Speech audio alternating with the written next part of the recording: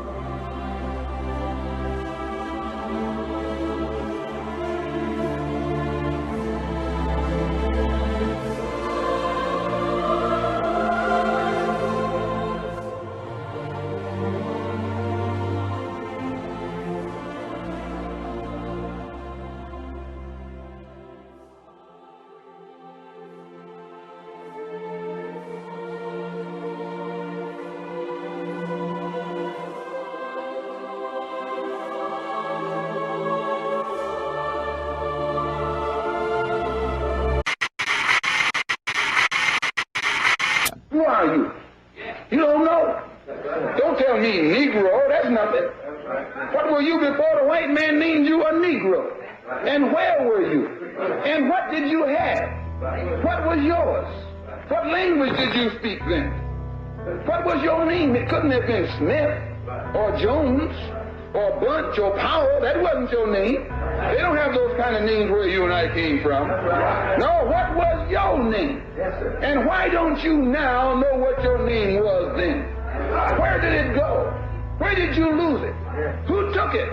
And how did he take it? What tongue did you speak? How did the man take your tongue? Where is your history? How did the man wipe out your history? What did the man do to make you as dumb as you are right now?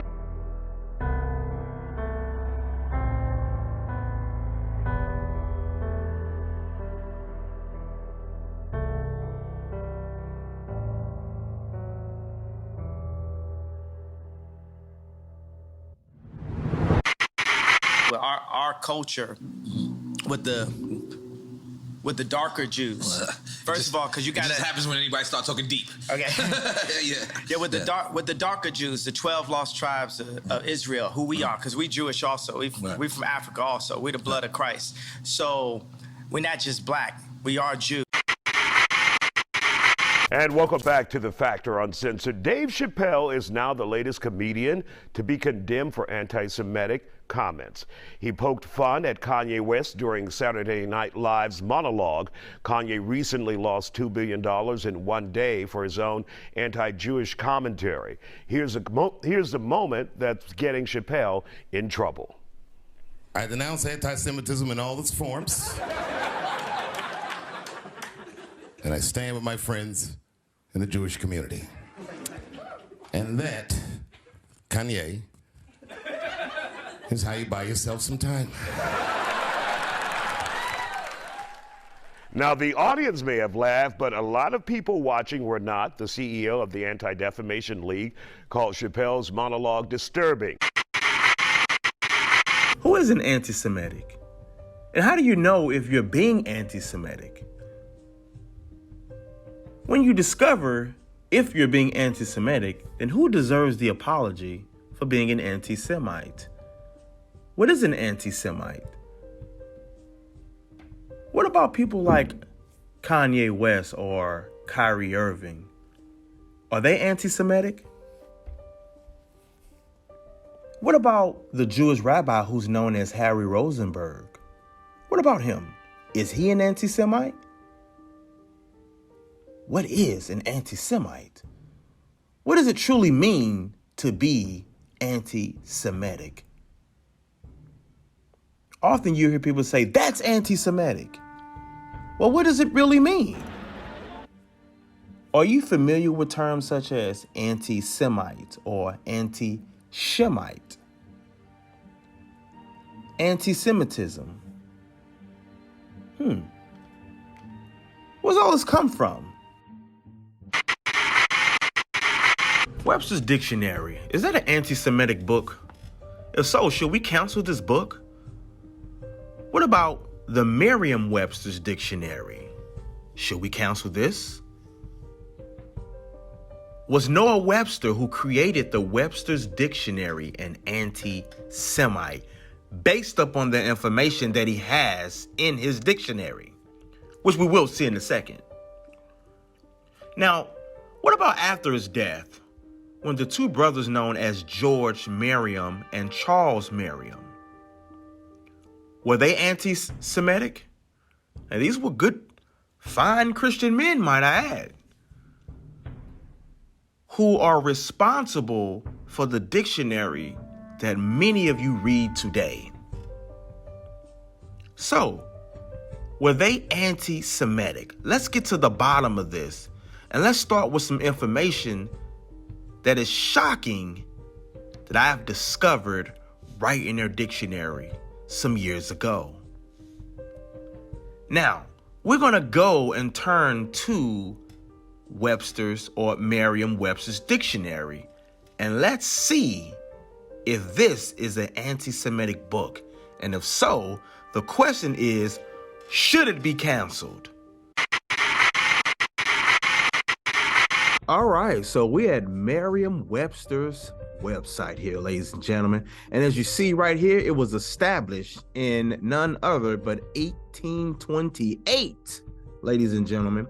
And we just learned already Webster, of course, after he died, you had the Merriam brothers, George and Charles Merriam. So these are these three that, of course, compiled this work into a book that we now call today the dictionary. All right, so first things first, before we look up the words dealing with anti-Semite or Semite and Shemite, etc., there are a few words that I want to look up first, really quick. So we're going to go to, here we go, Afro. Matter of fact, we're going to type in Afro first. Let's look at the word Afro. Now, if you see this woman here, and someone asks you, well, what race is this woman? she would be what you call today a Negro, all right, or African, etc. Look at as it says right here, Afro-Asiatic. This is what an Afro-Asiatic woman would look like, okay? So Afro, it says a hairstyle of tight curls in a full, evenly rounded shape. Now one would ask, well, what does this have to do with being a Semite or anti-Semitic? Bear with me, guys. First, let's look at this word Afro, okay? Now down here, it also mentioned Afro-Asiatic. So let's go ahead and look that up really quick. Afro, then we have, oh, here it is right here. Afro-Asiatic. Let's look at that. Afro-Asiatic is an adjective, and it says of relating to or being a family of languages widely distributed over Southwestern Asia and Africa, including what? The Semitic. Now remember, we're talking about anti-Semitic, all right? That's the main topic. But in Afro-Asiatic, notice that, look at the word we have here, the Semitic. You know, when it says you're being anti-Semitic. So it says the Semitic, Egyptian, Berber, look at this, Cushitic, that's Ethiopia, which we'll learn later. Look at this. Encadic subfamilies. So now we have Afro-Asiatic, which is associated to being what? Semitic. Semitic. All right, we looked up Afro, and we looked up Afro-Asiatic. Now let's look up Afro-Asiatic languages as well. So Afro-Asiatic languages, it says, this word here is a plural noun. It says a family of languages widely distributed over what? Southwestern Asia and Northern Africa. Now that's interesting there. It says comprising to what? The Semitic. Egyptian, Berber, Cushitic, Cushitic and Chad subfamilies. Semitic languages. So now we see that Afro-Asiatic languages, Afro and Semitic have a correlation. Wow. Now remember, once again, the first word was Afro, right? And we see this woman here, and we have Afro-Asiatic. What is attached to that? Remember that? Now, remember, when dealing with Afro-Asiatic, we had the word Semitic right there. Now, what does that mean? Because remember, the word Semitic is attached to Semite, or what you call a Shemite as well, which we'll learn later. So let's go ahead and, since we see the word Semitic, let's look that word up first. Semitic, because this is attached to Afro-Asiatic.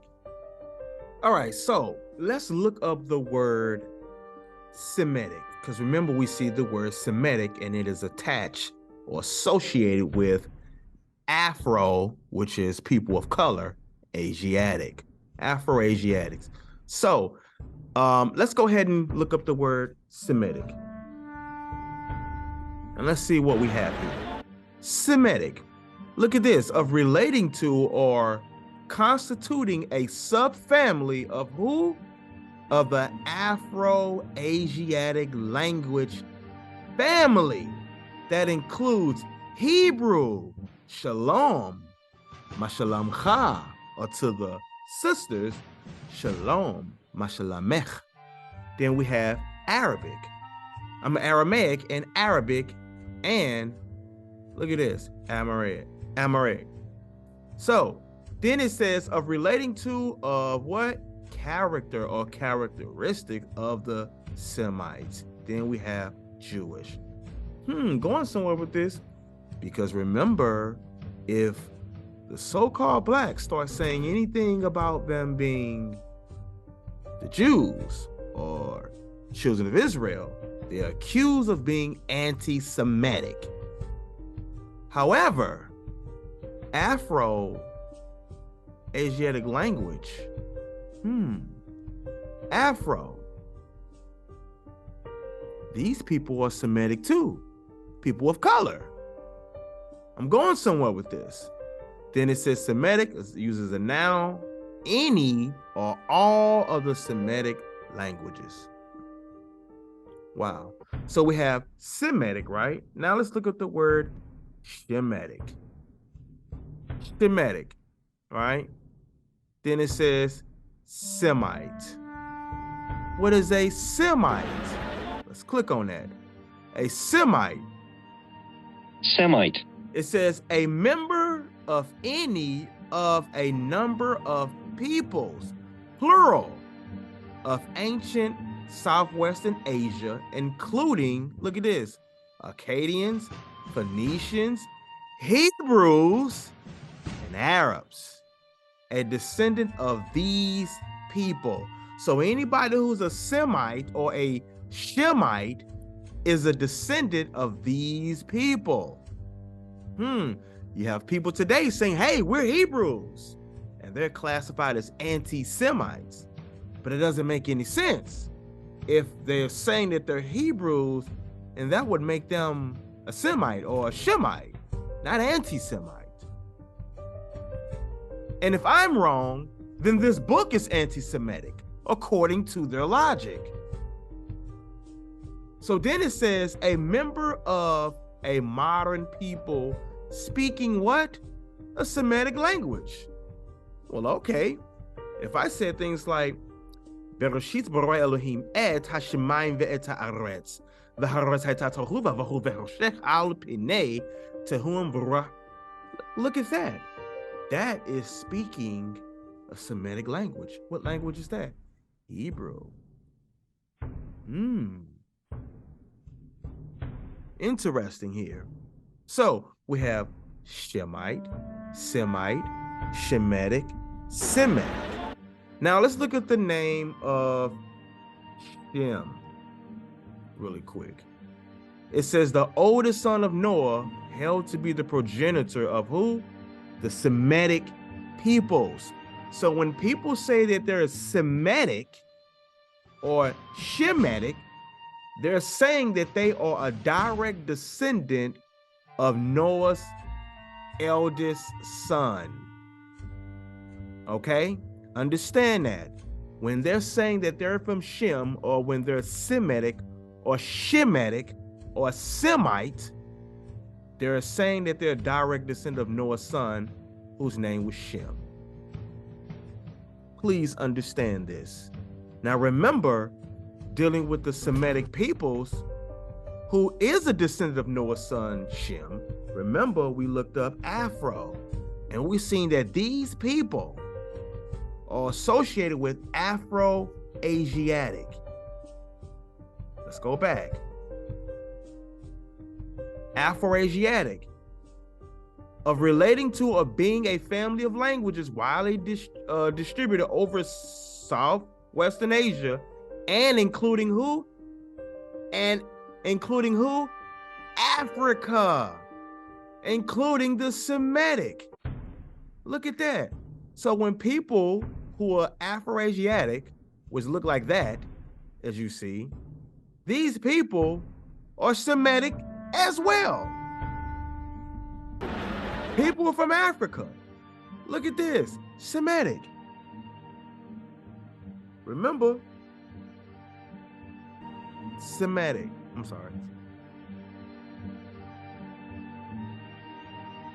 Hold on, wait. Sorry about that. There we go. There we go. Semitic. Semitic. Look at this. Hebrew, Afro-Asiatic language. Who are the Afro-Asiatic people? Who are they? Again, these Afro-Asiatic people are people who look like that.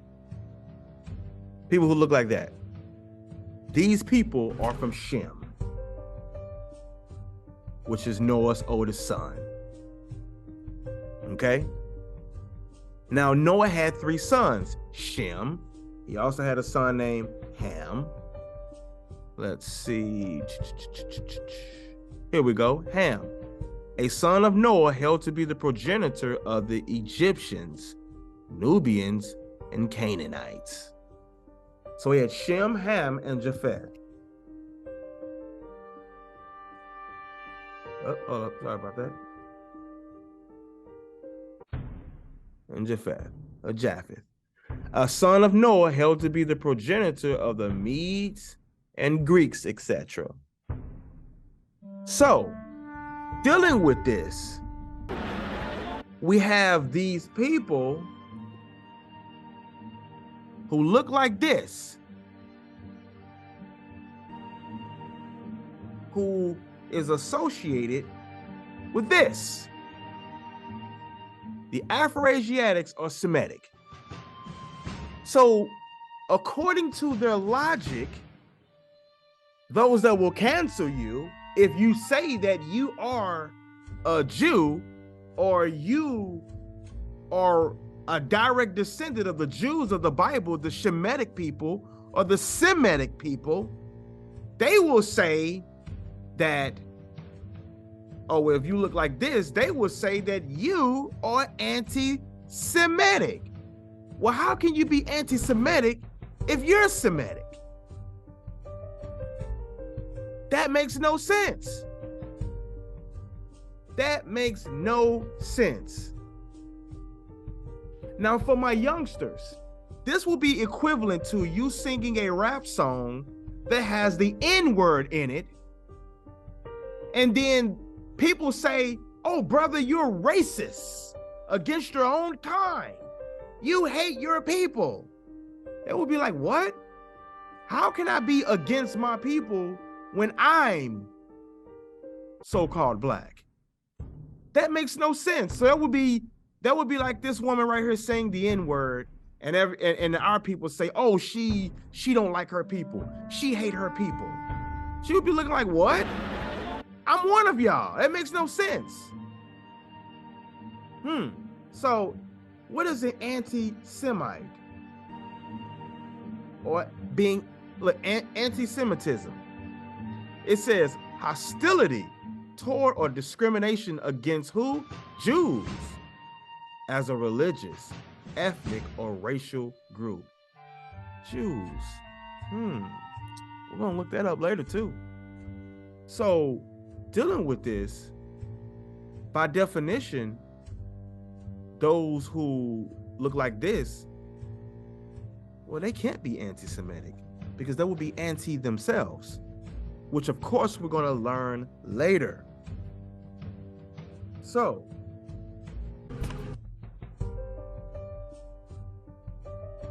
anti-Semite, a person who has a hostile or prejudiced attitude toward Jews, an anti-Semitic person. So, dealing with this, remember the word Semitic. One more time, guys. Look that word Semitic up. Who are the Semitic people? Well, right here, it includes Afro-Asiatics.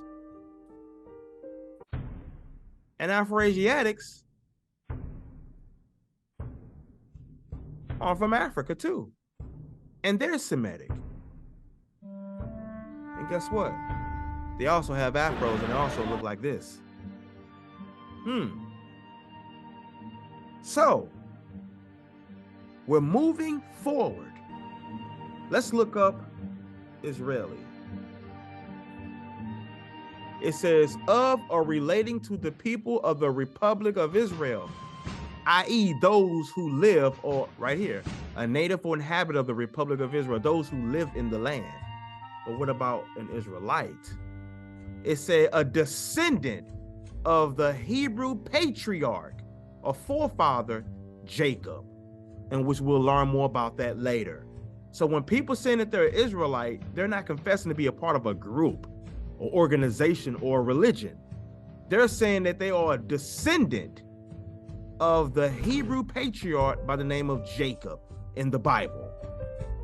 This is a bloodline, not a religion, not an organization, not a group, just a race or a descendant of people. It says specifically a native or inhabitant of who? The ancient, not modern, but the ancient northern kingdom of Israel, of relating to Israel or to the Israelites. So this is dealing with a race or a nation of people. Understand that. These people are Semitic or Shemitic or Semites. They can't be anti themselves. He had set up a talk with a rabbi. Right. This is recently. Right. So, and I'm in front of a room full of Jewish people. Right. And I'm asking basic questions, and maybe you can help me out. Right. So let's look up the word anti-Semitic. Right. Who are the Semitic people? And then we're going to get to the public enemy thing. Right. So I looked up who is the Semitic people. And there's a list of Semitic people, and anyone can do this right now. You can look up who are the Semitic people, what are the Semitic languages. Right. Has absolutely nothing to do with any white people. Right. Not at all. So in order for me to be anti-Semitic, I'd have to be anti-black man, anti-black woman, anti-black people, anti-Africa. So in order for me to be anti-Semitic,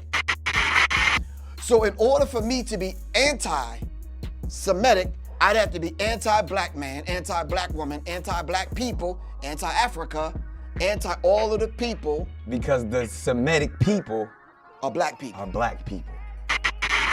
Because the Semitic people are black people. Because the Semitic people are black people. So y'all get that clarity. We're gonna say that again. Now, the Semitic people are black people. So I cannot be anti-Semitic. Now, there you have it. Who has failed us? Is it the education system? Because as we see in Webster's dictionary, Noah Webster, Charles Merriam has this in their dictionary. The same dictionary that is allowed in schools. So we just heard from Nick Cannon, because we know he got in trouble for this. And we just heard from Professor Griff. Now for you youngsters, in case you don't know, this is the same Professor Griff that was a part of a group known as Public Enemy. And this is when he was talking about he got kicked out of the group and he was labeled anti-Semitic. And they said that he said things that he didn't say. Because the Semitic people are black people. So y'all get that clarity. We're gonna say that again. Now, the Semitic people are black people. So I cannot be anti-Semitic. Now, what do they really use the phrase anti-Semitic to do? That's the thing. To divide us. Right. So they put this title on you, anti-Semitic, and then they neutralize you. Right. Separated me from the group. Right. Say he's a Jew hater, he hate white people, he hate gay people, he hate all white people with freckles and red hair, whatever. Right. And they put that on me, which I never said these things. Right. You understand what I'm saying? I just ran down the history given to me by my elders. So who is to blame here? If these people are standing up and saying, yo, well, I'm Semitic. I'm from Shem too. I'm Shemitic. I'm Semitic. How can I be anti-Semitic if I also am from Shem too, just like you? But wait a minute. Somebody has failed us all here. Is it the education system? Because this is what education has taught us. Now, there are people who read the Bible that is saying, well, according to the Bible, well, I would be Semitic too. Is the Bible an anti-Semitic book? According to you, this is something that has to be addressed. There were people in the earth that are starting to connect dots and say, well, wait a minute. Well, if you're from Shem and you're Semitic, well, then according to this records and according to this history and according to education, I am Semitic too. How am I anti-Semitic when right there, Noah Webster, George and Charles Merriam has it right in the dictionary who the Semitic people are. And it just so happened that it's our people that are also Shemitic too. So is Noah Webster, George, and Charles Merriam anti-Semitic? Now, if you say yes, because they said that the people from Shem, the Semitic or the Shemitic people are black, well then, what about your own records? Your own records confirm this. Yes, your own records. Now, I remember back in 2014, maybe, or 2015, I was reading a book and it talked about the Perkei de Rabbi Eleazar. And it talked about how in your records, it called Shem black. Oh, nobody talks about this though. Nobody talks about this. It talks about it right in your records. So in our education system and in your records, it says the same exact thing. In Perkei de Rabbi Eleazar, chapter 24, dealing with the section that talks about Nimrod and the Tower of Babel. It's right in the Hebrew language. Says something slightly different in the English, but those that can read the Hebrew language know exactly what it says when it says Shechorim or Shechor, which means black. Matter of fact, let's take a look at that. Right in your records, it says what the so-called Negroes are saying today in the earth, the Asiatic people, the Semites, the Shemitic people are saying. So is your record anti-Semitic? Is it anti-Shemitic? Let's see. Let's go and see right in your records what it says. All right, so let's go ahead and look in their records. Now, before we do, if you have a King James Version Bible, turn your Bible to Song of Songs really quick. And I want to read chapter 1 and verse 5 just really quick before we go and look in their records. Because if what we're about to read is anti-Semitic, then we'll have to say that their records is anti-Semitic as well. So let's go ahead and grab that really quick. I'm going to Safaria.com. Safaria, again, is a Hebrew word, which means library. So we're going to click on Tanakh, of course. I'm going to scroll down. Let's see. Here we go. Boom. All right. So this is Song of Songs, chapter 1 and verse 5. It says, Shachara Ani. Then we have the word Ve, Nava, Banot, Yerushalayim, Ka'ahali. Then we have the word Kedar, Kiriot. Then we have the word Shlomo. So this is the word here first I want to focus on. This here, Shechorah, has the root of the word Shin, Chet, and then the letter Resh, which means black. All right, I'm going to show you really quick. Let's click on it. Boom, copy and paste. As you see right there, it means black. All right, so, and as you see right here, dealing with the Hebrew language, it tell you Hebrew is a Northwest Semitic language of the what?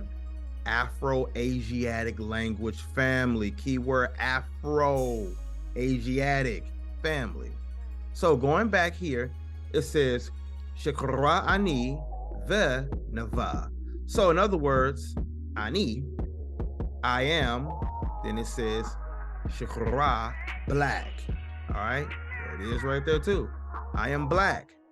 All right, I am black, ve nava. And, because the word vav there means and, not but and. Nava, which is the word for beautiful. All right, so I am black but beautiful. Banot Yerushalayim, you daughters of Jerusalem. Ke achali, ke achali. I'm sorry, ke ahali. And it's the tense of kedar, kiriot, and it's the curtains, Shlomo of Solomon. All right.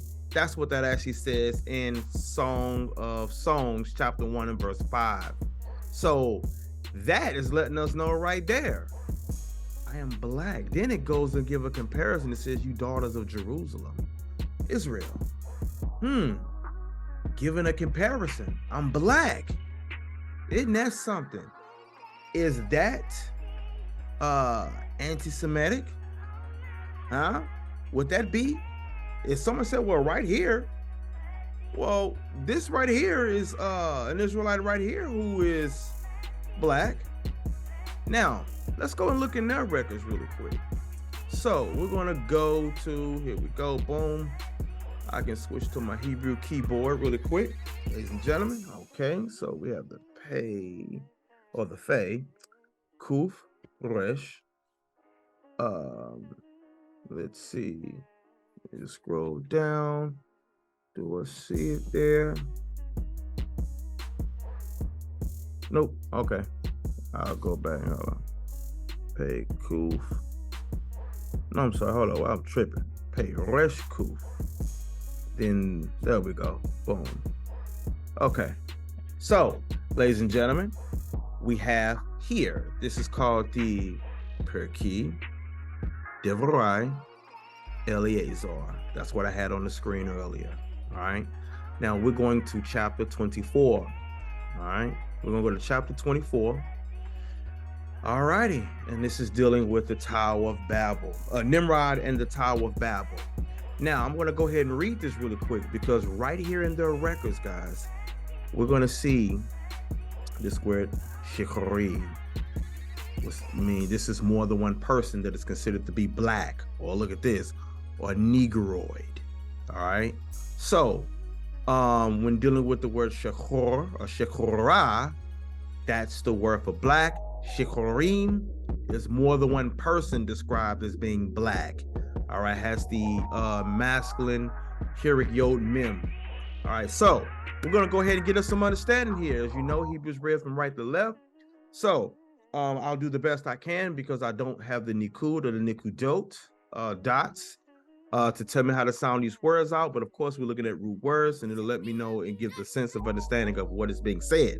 So we have Baruch Noah, then we have the word Uv knife, Shenei, then we have the Vayivrech Otam Elohim.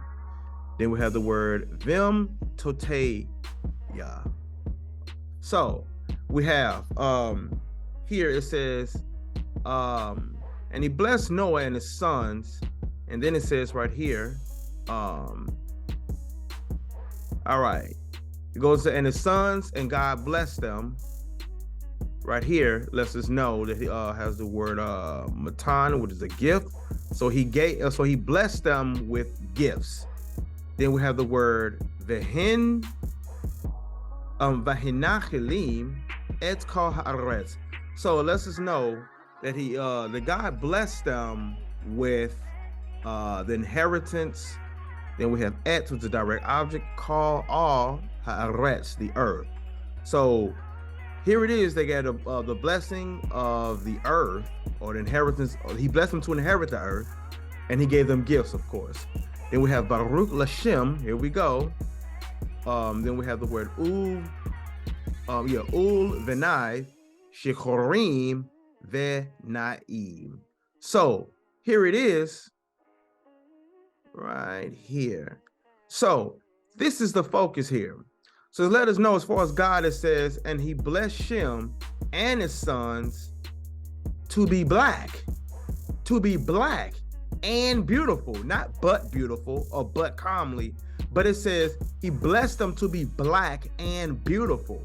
So right in their records, it's saying that Shem was blessed to be black. So why is it hard to accept when people are saying that, yo, well, I'm Shemitic, I'm Semitic, I'm from Shem? Why is it hard to accept that when we go to Webster, dealing with Afro-Asiatic, one of the words there is Semitic, those that are from Shem, right there. Who is these Afro-Asiatic people? Afro, boom, they look like this. Look, Afro-Asiatic. We just saw earlier that Hebrew is an Afro-Asiatic language. So here it is, it says, and he blessed Shem and his sons to be black and beautiful. Right here. The Hinachalim et kol eretz. Then we have the word neosh vet. So here it is, and he calls them to inherit the inhabitable the inhabitable land. A land to be inhabited, of course. Then we have Baruch Lacham, is the word for Ham. So he blessed Ham, Uvniv, and his sons. Look at this, Shechorim Terev. So here it is, look at this, guys. When dealing with Ham, Noah's other son, so we're at Shem, now we're dealing with Ham. And he says, and his sons, and he calls them to be blessed. He blessed them, because the word Baruch, he blessed them, look at this, to be black as a raven, or as a crow, but more likely a raven. So they were especially dark there. Look at that. So Shem was black, Ham was black. Then it says, the Hen Chalim. So, and as far as them, and he still them, or he provided to them, Chuf Hayam. So here it is, the coast, or the beach, or the coastal, of course, of what? Of the sea. And look at this, Baruch, which is the word for bless. All right, so he calls them to be, Japheth, of course. So here it is, Japheth blessing. Then it says, and his sons, Kulam, look at this. That word Laban means white right there. Wow. To be white and beautiful. Especially white and beautiful. So here it is. Shem was blessed to be black. Ham was blessed to be black as a raven. And Japheth, it says according to their records, that they were white. Look at this. Look at this word. It's white. Let me show you. Shechorim, black. Laban, white. Call them white and beautiful or handsome. Look at this. There it is right there. Beauty. Boom. Right there. Let me show you. Right there. Boom. Beautiful. Look at that. Then it goes on to let us know, Vehin Chelim Midvar. So here it is, and they wouldn't steal or provided or inherited the wilderness or desert and the field. It says these ele hin chelot or hinachalot. Then we have the word shehin chelim. So these are the inheritance which they inherit. Now let's go ahead and click and see if we have English. Yes. So Nimrod and Tower Bible, it says Noah brought his sons and his grandsons. As you see, it's slightly different from the Hebrew. It says, and he blessed them with their several settlements, and he gave them as an inheritance of all the earth. So you see, it's slightly different. Look at this. He especially blessed Shem. Remember Shem. Look at this, guys. Let me go here. Let's type in Shem. Shem, the elder son of Noah. The progenitor of who? The Semitic peoples. Remember we dealt with Afro. Hold on, wait, I'm turning on my English. I'm sorry about that. The Afro-Asiatic, because remember Shem is the Semitic people. Afro-Asiatic, these people are Semitic as well. Afro, obviously we know, is dealing with people that looks like this. They come from Shem too. Which would make sense in the Jewish records. It says that he especially blessed Shem and his sons. Now, though making them wasn't in there, but you know, that's why they got it in brackets. Dark, which is black. They put dark though. I guess it's hard to say that word, isn't it? Dark, but then it says but. No, it didn't say but, it says and. Not comely, but beautiful. All right, and it says, and he gave them the inhabitable earth, as I was telling you earlier. Then it says, he blessed Ham and his sons, making them dark or black, like or as the raven, right? Then it goes in to say, and he gave them as inheritance of the coast of the island of the sea. That's what I'm talking about, beach, or island, or coast, or coastal. It says, he blessed Japheth and his sons, making them what? Especially white, entirely white. And he gave them for an inheritance the desert. Remember I was saying that? Its fields. It says, these are inheritance which he endowed them, which he instilled them or gave them. All right, so here it is. You have people like Shem, who was blessed to be, Shem and his sons were blessed to be black. Then we have Ham and his sons. They were blessed to be black as the raven. And it went Baruch. And then as far as Japheth and his sons, especially white.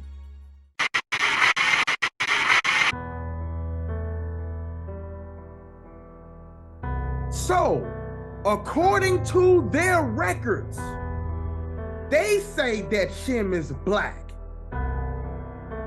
Look at that. Is that anti-Semitic? Is that anti-Semitism? Your records say Shem is black. So why get upset when black people say that they're from Shem too? When it's in your records, your source says black. You subscribe to this and it says Shem is black. Do we cancel the Jewish library now? That's a legitimate question now. Where is this going to stop? If celebrities like Kyrie Irving or Kanye West or Nick Cannon say, hey, I am Shemitic. Do you cancel them for saying that? When your records say it? When the Webster's Dictionary backs these claims up? Even on Google it says the Hebrew language is an Afro-Asiatic language? Do we cancel all of that? Does Google get canceled now? How far do we go with this? If people like Money Mayweather is saying, I'm Shemitic, I've heard T.I. say it.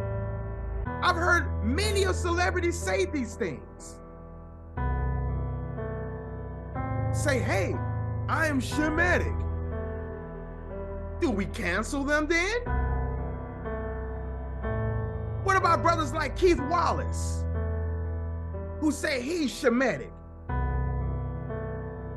Do we cancel him?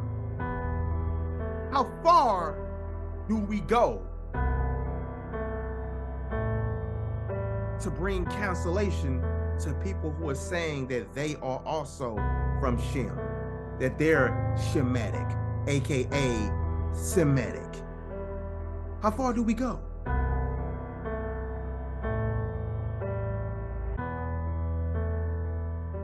Kyrie, are you surprised that you did hurt people?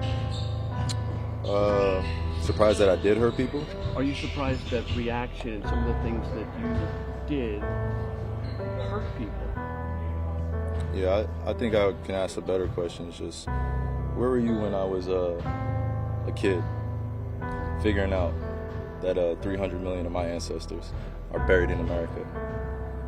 Where were you guys asking those same questions when I was a kid learning about the traumatic events of my familial history and what I'm proud to come from and why I'm proud to stand here and why when I repeat myself that I'm not going to stand down, it has nothing to do with dismissing any other race or group of people. I'm just proud of my heritage and what we've been through.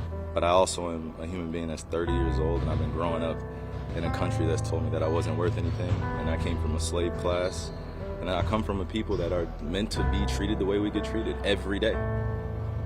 I'm just here to continue to expose things that our world continues to put in darkness. It's just because I post a documentary doesn't mean I'm anti-Semitic, but I'm proud of who I am. Any label that you put on me, I'm able to dismiss because I study. I know the Oxford Dictionary, you look it up, right?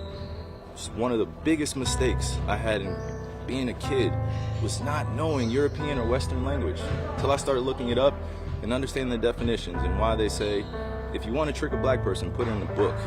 I was wondering my whole life why they said that.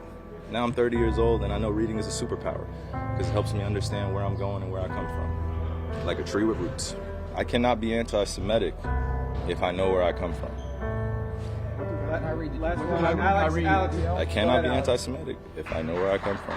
So in order for me to be anti-Semitic, I'd have to be anti-black man, anti-black woman, anti-black people, anti-Africa, anti-all of the people. Because the Semitic people are black people. So y'all get that clarity. We're gonna say that again. Now, the Semitic people are black people. So I cannot be anti-Semitic. I cannot be anti-Semitic if I know where I come from. And it's a title given to Christ, Philippians 2:11. And my name translates in the Hebrew language as Yahweh. So I went on the Amazon Prime. I was like, you know what, let me see if there are any documentaries on Yahweh. So went in the search bar, typed in Yahweh, that came up. Went out and shared it on my platform. That was my night on what Semitism is and what anti-Semitism is. It's really about learning the root words of where these come from and understanding that this is an African heritage that is also belonging to the people. Africa is in it, whether we want to dismiss it or not. So the claims of anti-Semitism and who are the original chosen people of God, and we go into these religious conversations and it's a big no-no. All right, so in Genesis the 10th chapter, 6th verse, it tells us about Ham and his 4 sons, Cush, Mizraim, Put, and Canaan. Now, Cush was the first son of Ham, and his descendants, or the Cushites, settled in Ethiopia. Put's descendants settled in what we know as ancient Libya. Then we have Mizraim, who was the second son who settled in Egypt. And then you have Canaan, and according to Genesis, the 17th chapter, 5 through 8, that land, or Canaan's land, was given to Abraham. Now, if you're one who believes in the book of Jubilees, you can read in Jubilees, the 10th chapter, and it talks about how that land actually originally belonged to Noah's son, Shem, for those who are familiar with the book and read it. Now, for those of you who are not familiar with the Bible, or if you're listening to this and you're new to this information, let me kind of give you a brief synopsis on what is going on here. What is he talking about with this Shemitic, anti-Semitic? He said that he's Shemitic, or the black people are Shemitic. Let's give a crash course. So, Genesis the 10th chapter is known as the Table of Nations. Now, this is where you have the entire earth that is a descendant from one of Noah's sons, Shem, Ham, and Japheth. Now, when we look here on this map, as you see, 3 names that are listed: Shem, Ham, Japheth. Again, Noah had 3 sons. Now, when you look at scriptures like Genesis 5 and 32, we learn those 3 sons are the three names that you see here on this map. We also learned that in Genesis chapter 6 and the 10th verse, we see the same thing. Then we also see in Genesis chapter 9, verse 18 and 19, that it was these three sons that the whole earth was populated. Now, obviously, of course, they had wives as well. Then we get to the main meat and potatoes, Genesis 10 and the 11th chapter. And this goes into the three sons of Noah and where they settled and their names, because these men, Shem, Ham, and Japheth, had sons, and these sons settled in areas, and these areas formed tribes, nations, and people. So, dealing with Genesis 10:6, for example, it tells us about the four sons of Ham: Cush, Mizraim, Put, and Canaan. Cush, you may know, is the Cushite Empire, or the Cushites. These people who you know today as the Ethiopians. Then you have the Put, or the Putites. These people settled in an area that you know today as Libya. Then you have Mizraim, forgot to mention them, of course. Mizraim settled in what you know today as Egypt. And if you look on these maps and you see these names, you can see exactly where they are. Pay attention. Pause this if you have to. Now, you also have Canaan, i.e. the land of Canaan, for my Bible believers who know and understand where I'm going with this. So Canaan was the fourth son of Ham. Now Ham is the Hebrew word cham, which means hot, heat, burnt, like scourge. But the same root word, it also deals with brown or black. For an example, if you look in your Bibles in Genesis chapter 30. In Genesis chapter 30, we can read verse 32 through 33, and we can look at verse 35, and I believe verse 40. And you look the word for brown up, and it has the same root word as Ham. Now, Ham's descendants settled in Africa, which we know, of course, as the Bible speaks of. A few examples would be Psalms chapter 105, verse 23, Psalms chapter 78 and verse 51, and I believe 1 Chronicles 4 and 40 as well. Now, no one refutes this. No one disputes this. All right. So we have this person, Ham, who settled on the continent that you know today as Africa. Then you have his brother, who was also blessed to be black, according to their records. His brother settled next door to him. Okay. Settled next door to him. When you look here on the screenshot, it tells us the descendants of Shem, Genesis 10, 21 through 31, are especially important, meaning out of the three sons. It says, because Abraham, or Abraham, which means the father of many nations. It says, comes from the line of Shem.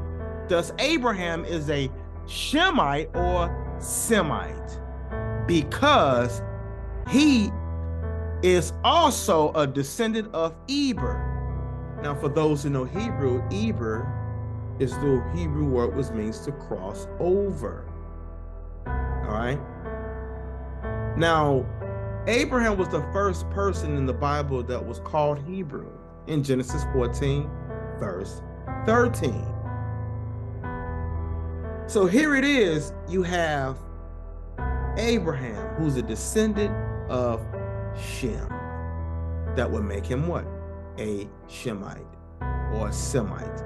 Now, Abraham, according to Genesis chapter 17, verse 1 through 5, especially verse 5 when his name was changed. It tell you that his name means the father of many nations. That means what? There are other nations of people who are also a Shemite or a Semite as well. Abraham was the father of many nations. Part of the reason why black churches don't teach this is because they don't want to get in the struggle either. They don't want to make it, quote unquote, racially motivated. People, this has nothing to do with racially oriented. I'm going to say that again. This has nothing to do with being racially oriented. This is biblical. Amen. I'm going to repeat that. This is biblical. Amen. These are biblical people. If they weren't, why are they in the Bible? If God didn't want you to see this, then why did he write it? He did it because it has to do with his story. I'm saying your forefathers. Now walk with me, don't miss this. Because 98% of everybody out there believes that their roots starts in Africa. So they call themselves Black African Americans. And really what they should be talking themselves is they are what? The Hebrews and the Jews of the original temple of the city of David. Your bloodline is priesthood? And no one told you that? I mean, like, not even one sermon with the Holy Ghost? Not one time. Everybody's there. I mean, like, it never even crossed their mind. Like, I should maybe just mention this. I want to ask you a question. Why, out of thousands and thousands of preachers, would not one in the Holy Ghost have the revelation? Could it be that the presence of this thing that happened in Africa maybe still has some influence, that you forget your roots and not even be interested in it? So you wonder why you're hated.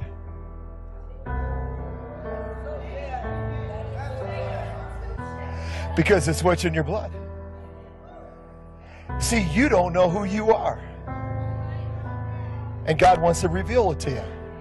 But even as I'm telling you it, no offense, can I just be frank? Even as I tell the black culture this, it's like, don't bring it up. And so what I do with my big mouth, I bring it up. Why? Why should you be ashamed of your culture? I don't understand it. It's not in my logic. Well, you have to think about this, because sometimes we have an internal struggle because God's got a repositioning. But every culture God has, and I'm going to teach you, I'm going to share with you, every culture is in the Bible. Just like this. But the reason we don't bring it up is because we have been brought up in a democracy/republic, in a religion that doesn't want to discuss this because we fear what it will reveal. Because we're into controlling people instead of releasing people. Come on, everybody, amen? Amen. Now look at that. You just heard this from a Christian pastor. Was he anti-Semitic? Because he's saying the same exact thing that celebrities are saying and that people who are also saying today. So, speaking of Christians, he also said something about the black church. Part of the reason why black churches don't teach this is because they don't want to get in the struggle either. When you bring this up, they don't want to hear it. Nobody want to talk about it.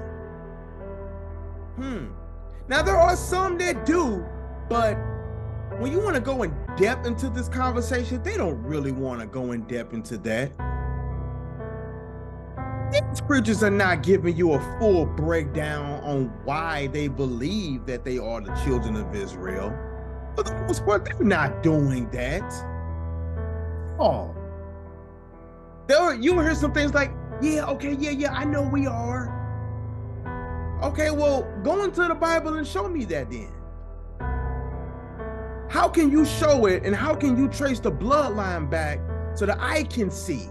Because growing up, I was taught that I was from Ham, Noah's youngest son, Ham. And that I was a Gentile. Oh yeah, let's talk about this. We have been told and taught that we come from Noah's son, Ham, and that we're Gentiles.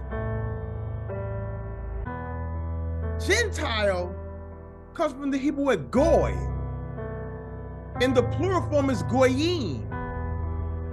And for the most part, that just means nation or nations. But that's not really telling you which nation you come from. But oh, I remember as a child, or even today as adults, we skip right over Genesis chapter 10. We skip over Genesis chapter 11. We skip over those chapters. Why? Because it's just names. And this person begot this person. And this person begot that person. Not fully understanding that these people who begot that person, that son, had a land. And they had tribes of people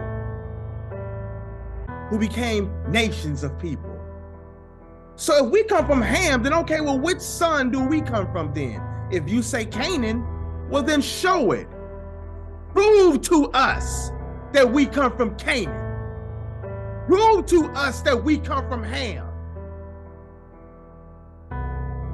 But guess what?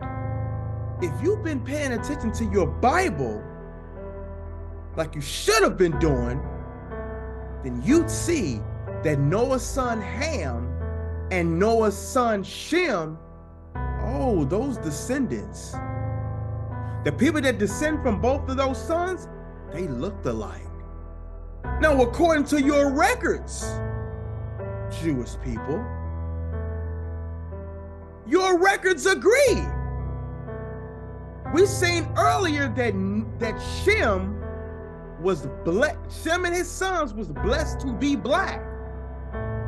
And we also seen that Ham and his sons was blessed to be black as a raven. Which means what? Both sons and those sons or those descendants of the offspring of those people look alike.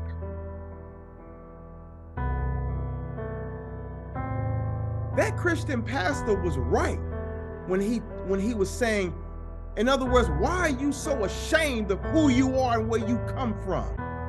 No offense. Can I just be friendly? Even as I tell the black culture this, it's like,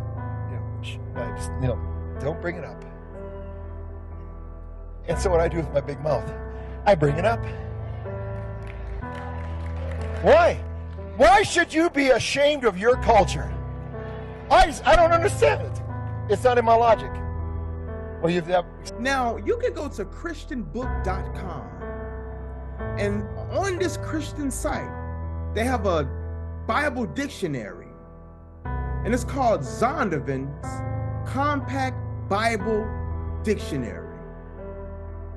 Zondervan Compact Bible Dictionary. Now, when you look on the back of it, it'll tell you. This dictionary will tell you that it has over 1 million copies sold. Now, I got this dictionary back in 2012, and it was over 1 million copies sold then. But at the bottom of it, it'll tell you something. It'll tell you that this dictionary, it'll say something like it's ideal for lay persons. That's your everyday person, your regular person who don't hold a title. But it'll tell you it's ideal for lay persons, students. So if you are a student of the Bible, if you're a student of learning the scriptures, this Bible dictionary will be ideal for you. Then it goes on to say teachers, You have brothers that are out here that's being teachers. Guess what, teachers? This Zondervan Compact Bible Dictionary, according to ChristianBook.com, who promotes this dictionary that sells it on the site, says it's ideal for you as well. Pastors, it's also ideal for you too. Now, if you are blessed enough to get this dictionary, open it up to page 213. And when you're looking up Noah's son Ham, and the reason why I'm bringing this up is because we so-called African Americans have been told and taught that we don't come from Shem, that we're not Shemitic, that we're not Semitic.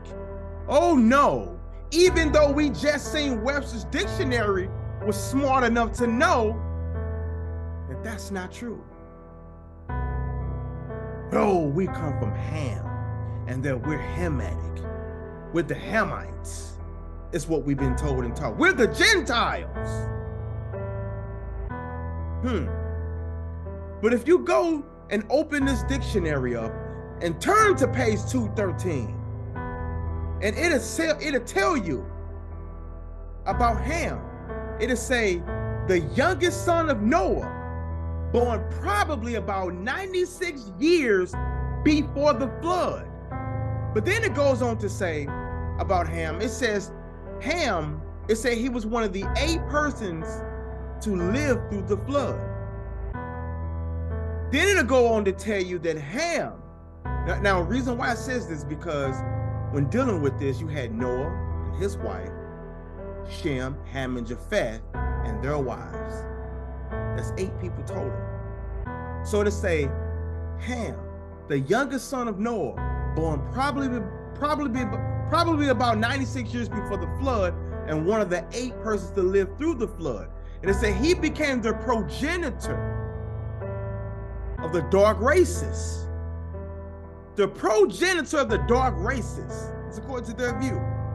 But then it says something else after that. It says, not the Negroes. Not the Negroes. Now, wait a minute. Negro means black. So although Ham was a progenitor of the dark races, it said the Negroes don't descend from this bloodline of Ham, which means that the Negroes are not a Hamitic race. They do not come from Ham. That leaves 2 other sons, Jewish people. Now, according to your records, you said that Shem and Ham were black, and they were blessed to be black. Now, we won't use Japheth because according to your records, you said, and I quote, that Japheth was blessed to be especially white. So, that leaves 2 sons. Ham, which according to ChristianBook.com, Zondervan Compact Bible Dictionary, they said the Negroes don't come from the bloodline of Ham. Well, it only leaves Shem. That only leaves Shem. And if we come from Shem, then how can we be anti-Semitic? How can we be an anti-Semite when we come from Shem? Make it make sense. That dictionary said not the Negroes, but the Egyptians, Ethiopians, Libyans, and Canaanites. Said the Negroes do not come from the bloodline of Ham, which means they're not Hamitic. They don't come from Ham. Now, according to you, that leaves 1 other son, Jewish people, and that son is Shem, which would make sense why the Webster's dictionary, when it bring up Afro-Asiatics, we see the word Semitic, which means they come from Noah's son Shem. That's what it means to be Semitic or Shemitic, or Semite or Shemite. It means they come from Noah's son Shem.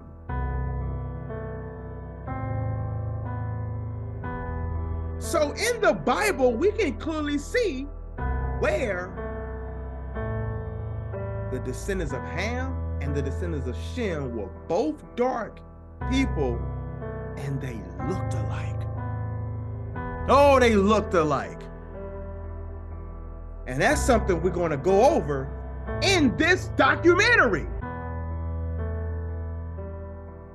So if you say, well, okay, well, the African people come from Ham, they settled in Africa. Look at Psalms 105, verse 23, Psalm 78, 51, 1 Chronicles 4:40. Well, okay, well, if Ham was black, well, what about Shem then? Because the people that comes from Shem, they look alike and they were mistaken one for another. How about that?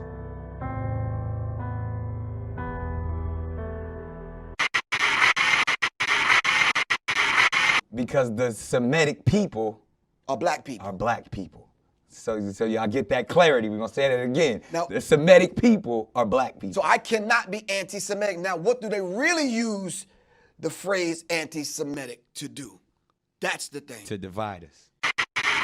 Right. So they put this title on you, anti-Semitic, and then they neutralize you, right? Separated me from the group, right? Say he's a Jew hater, he hate white people, he hate gay people, he hate all white people with freckles and red hair, whatever. Right. And they put that on me, which I never said these things. Right.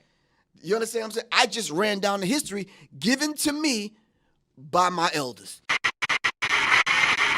Okay, so now what it's time to do is, it's time to look at some ancient pictures in the ancient world, and we will see what the Hamites, or Hamitic, which is the descendants of Noah's son Ham, look like from a biblical perspective.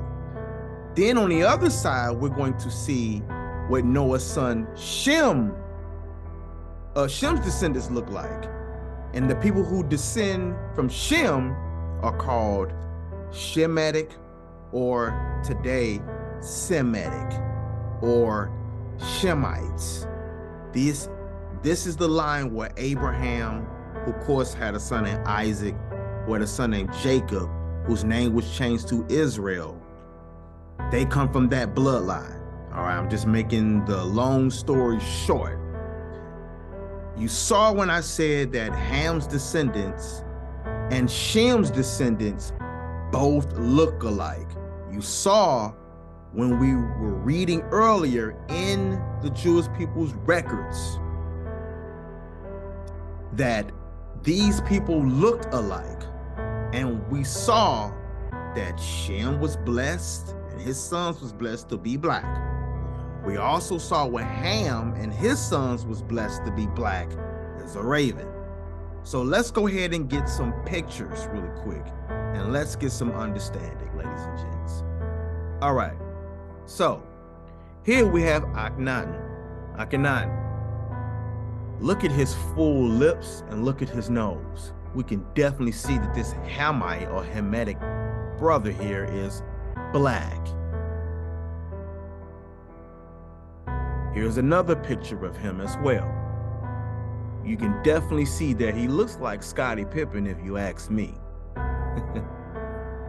Here's another picture of him as well. We can definitely see that this is a brother. Now this is Amenhotep II. Check him out. Look at this. Now this is Thutmose III's son. Then we have Amenophis III as well. Check him out. Look at his features. That's a brother. Now we have King Tut, of course, or Tutankhamun, sitting on the throne with his lovely wife. Look at that. Look at that. King Tut and his wife. King Tut and his wife. Obviously, we can definitely see what color they are. Look at here. So this is something I had put in one of my old documentaries back in maybe 2012. I said, if all Egyptians were white, then explain to me why in the hell is this king, why in the hell did this king decided to make a statue of himself black? Because you know, when you see the pictures, the movies, etc. Why would he do that?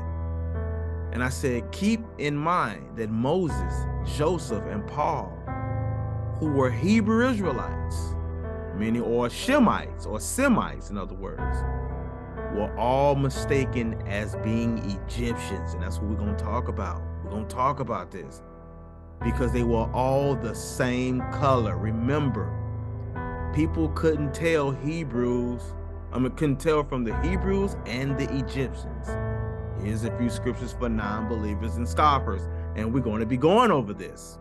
All right, but this is the Pharaoh by the name of Nomen-Mentuhotep the first.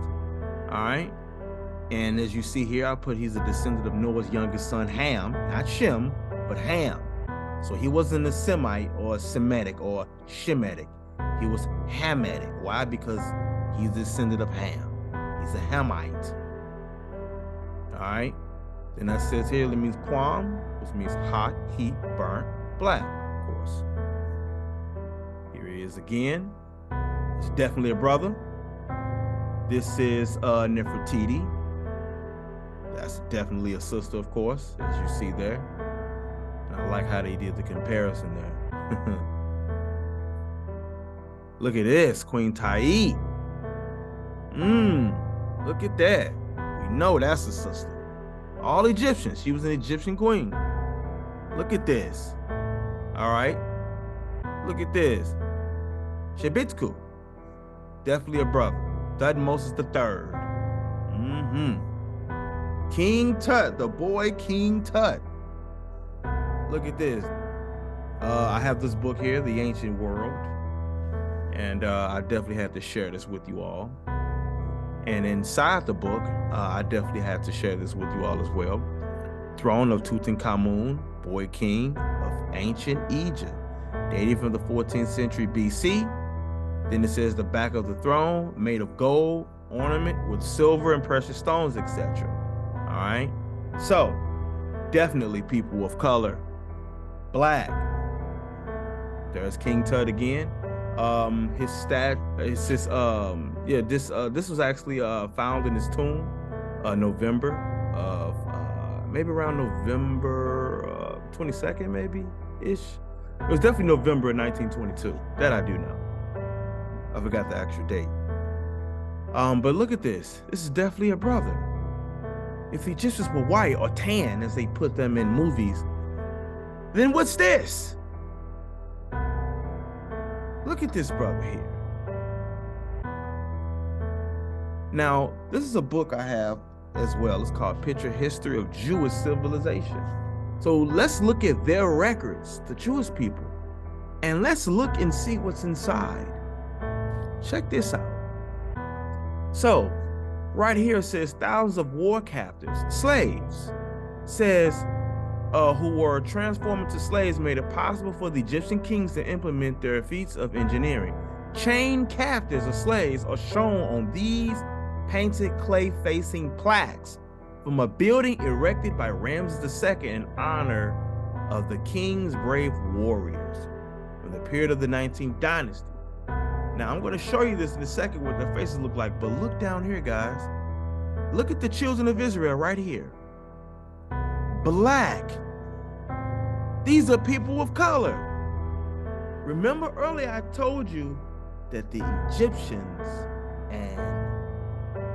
which is the Hamites, and the Israelites, who were the Shemites or Semites or the Semitic people, looked alike. Look over here in the right-hand corner. Look at their afros. Look at that. These are the children of Israel. Look at this right here. Look at this brother right here with hair on his chin there. Black hair. Look at his kinky hair, as they would call it. His nappy hair. Dark skin. Look at that. This is in their book, guys. The Hebrews in the biblical period. Look what I've highlighted here for you. The ancestor of the ancient Hebrews were what? Semitic. Semitic, right there. Nomads, this is one who nomads, this is one who roams, wandering across the sun-baked plains of the upper Euphrates. Look at this. A Semitic prisoner. Look at this, painted on a terracotta. Wow. So this is what the Semitic people look like, as you heard Professor Griff and Nick Cannon when they were telling you the Semitic people were black people. This is why people like Kyrie Irving is saying, yo, I can't be anti-Semitic if I know who I am. This is why people say, yo, well, how can we be anti-Semitic when we're Semitic? That makes no sense. That's like you coming down on a person for using the N-word. That's like you coming down on him for saying, oh, you said the N-word, so you hate black people. What? No, I was just singing a song or using it as an expression. I can't be anti myself. Look at this. These are the children of Israel. The children of Israel. Now for my biblical people, you know that red on the doorpost, you know what that symbolizes, Exodus 12. Come on now, on the time of Passover. Our Living Bible. There's another book here. This is Joseph on the tomb of Naut during the 15th century BC. And look, as you see, they have the scripture, Genesis 39, 4 and 5, right here in the corner. So Joseph found favor in the sight. Look at that, and attended him, and he made him overseer of his house. Look at that, the blessing of the Lord was upon all that he had in house and field. So right here, as you see, this is definitely Joseph. They understood this to be Joseph. And if I have time, I will talk about this more in depth. If I don't get to, then you know there will be a part 2. But look at this. Look at the children of Israel, dark people with their afros, and look at Joseph right here as well, Yosef, a black man, a brother, one who is a Shemitic or Semite from the seed of Noah's son, Shem. Afro-Asiatic, in case you forgot earlier. Look at this, same book, page 37. Joseph goes down to Egypt. It says it was nothing usual for wandering who? Semites, right here at the bottom, Semites, to enter the Nile Valley. Look at this. Although their influx was naturally controlled by the Egyptians, manning the chain efforts which separated Egyptian from Asia, that's your Asiatics earlier, that we were talking about, Webster's dictionary showing them as black, says along the line now followed by the Suez Canal, Egyptian documents as well as tomb paintings of the early 19th century BC found at Beni Hassan, even though I do not agree with this date, which I may talk about later. It says provide evidence such as entries from nomads or wanderers from Canaan. So in other words, these people came from Canaan. Sounds like the biblical stories. Genesis chapter 42. It says, in the painting reproduced here, for example, a group of them, who? The Semitic people who came from Canaan. It says, are represented armed with bows and arrows, the sturdy women folk accompanying the men on foot and their children on donkeys, or marching along too. In addition to their bows, the men hold spears and, look at this, right here, this is what they're talking about right here. Right here. Look at this right here. Arrival of Semites in Egypt. The tomb at Beni Hassan. Look at them with their afros and beards. Afros and beards in multicolored tunics or robes or garments, etc. Look at this, over here in the Sons of Israel. They knew these people was Amo, God's people. which we'll talk about later. Look at this. This is them coming into Egypt. They had their donkeys, as you see right here. Those are not white folk. Our Living Bible is this book here, and they're called Semites, which came from Canaan, descendants of Joseph. Here it is again. Look at this. Right here, even right there, Semitic. That's what the Semites look like, the Semitic people, ladies and gentlemen. Coming from descendant of Abram, aka Abraham. Look at that. With their afros and beards. Look at that. Colorful garments. The tomb at Beni Hassan. Wow. This is from the book, Our Living Bible. That's the name of the book. And we see they came from the tomb at Beni Hassan. So,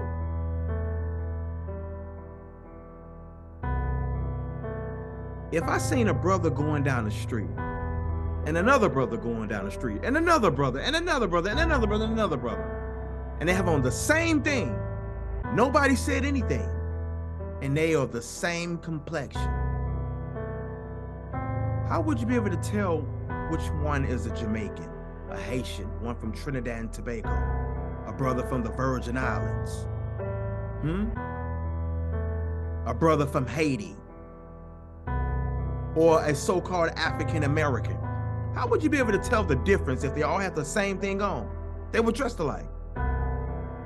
How would you be able to tell if a white person from Germany, Russia, Poland, Bulgaria, Ukraine, and a so-called Caucasian over here in America, if they had the same thing on walking down the street? How would you be able to tell who's who if they never said anything? How would you be able to tell the difference between which race is which race if both sides, those whites and those blacks, had the same thing on? For the most part, you wouldn't be able to tell. Why? Because they have the same thing on. You can't make a distinction between the two. But if you saw those Haitians, the Jamaicans, the Trinidadians, etc., had on a KKK uniform, you would be like, whoa, wait a minute. Those brothers got on a KKK uniform. You would be able to distinguish them. Why? Because they have someone else's uniform on.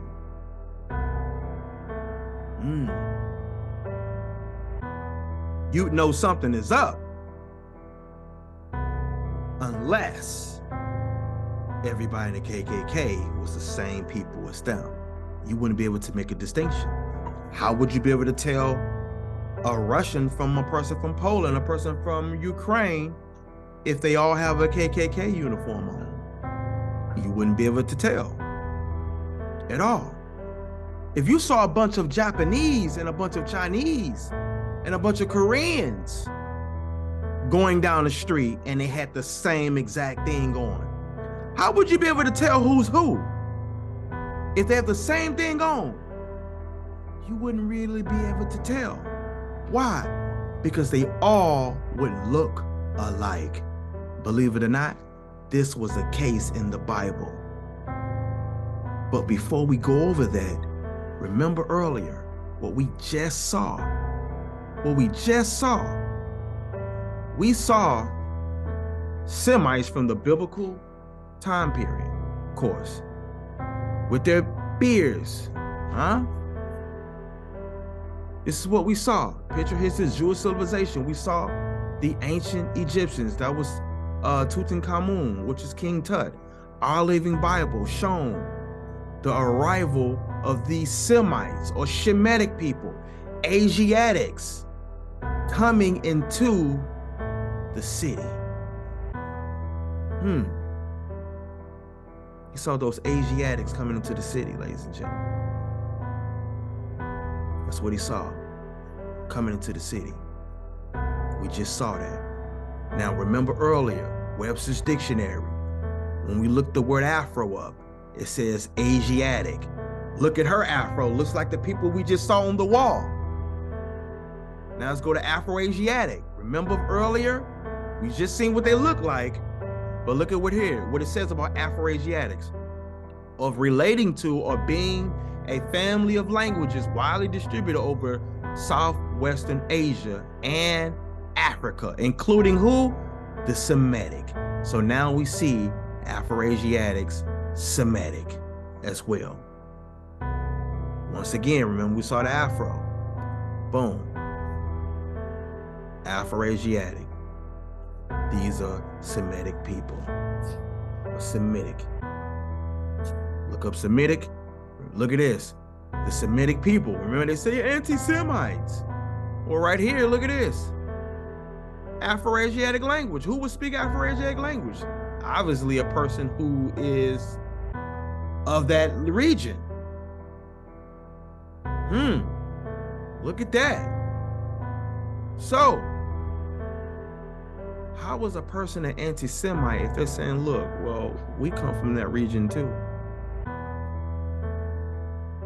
Afro-Asiatics are people of color, and those people are black people.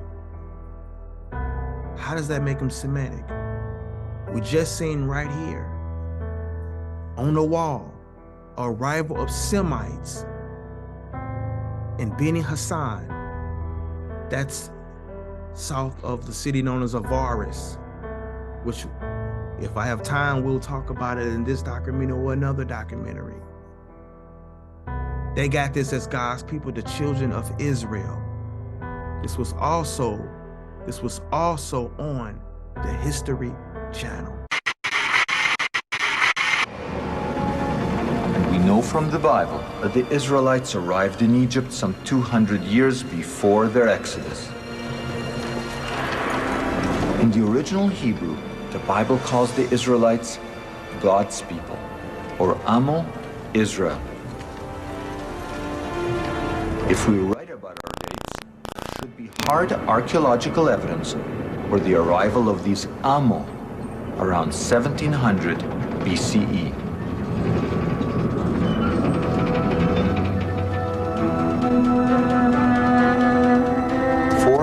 Kilometers south of Avaris is the tomb at Beni Hassan. It dates to 1700 BCE. Because no one has looked for evidence of the Exodus in this period, the tomb has never been linked to the biblical story. Into Egypt from the area of modern Israel.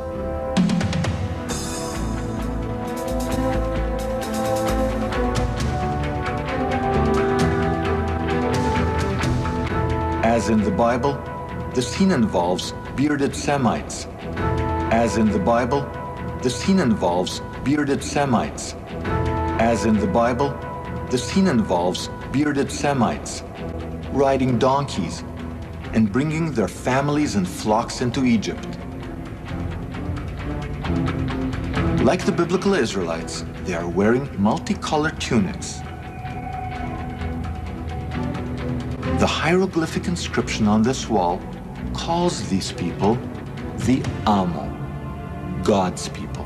The hieroglyphic inscription on this wall calls these people the Amo, God's people. Looking in the right place, during the right time, we are the first to recognize a veritable snapshot of the migration of the biblical Israelites to Egypt. We are the first to recognize a veritable snapshot of the migration of the biblical Israelites to Egypt. Wow, now look at that. Look at those Semites with their afros and beards riding on donkeys coming into Egypt. And it is recorded on the walls. It's recorded. So when looking at things like Asiatic, and we saw the word Afro in the Webster's dictionary, and we turn right around and see it right on a wall in Egypt, in Kemet, right on the walls. And they said the same thing, said that they were Semites as well. As in the Bible, the scene involves bearded Semites, bearded Semites, bearded Semites. Are they anti-Semitic? Do we cancel them? Bearded Semites, bearded Semites. So in order for me to be anti-Semitic, I'd have to be anti-black man, anti-black woman, anti-black people, anti-Africa. I cannot be anti-Semitic. I cannot be anti-Semitic. I cannot be anti-Semitic if I know where I come from. I cannot be anti-Semitic if I know where I come from. On what Semitism is and what anti-Semitism is. It's really about learning the root words of where these come from and understanding that this is an African heritage.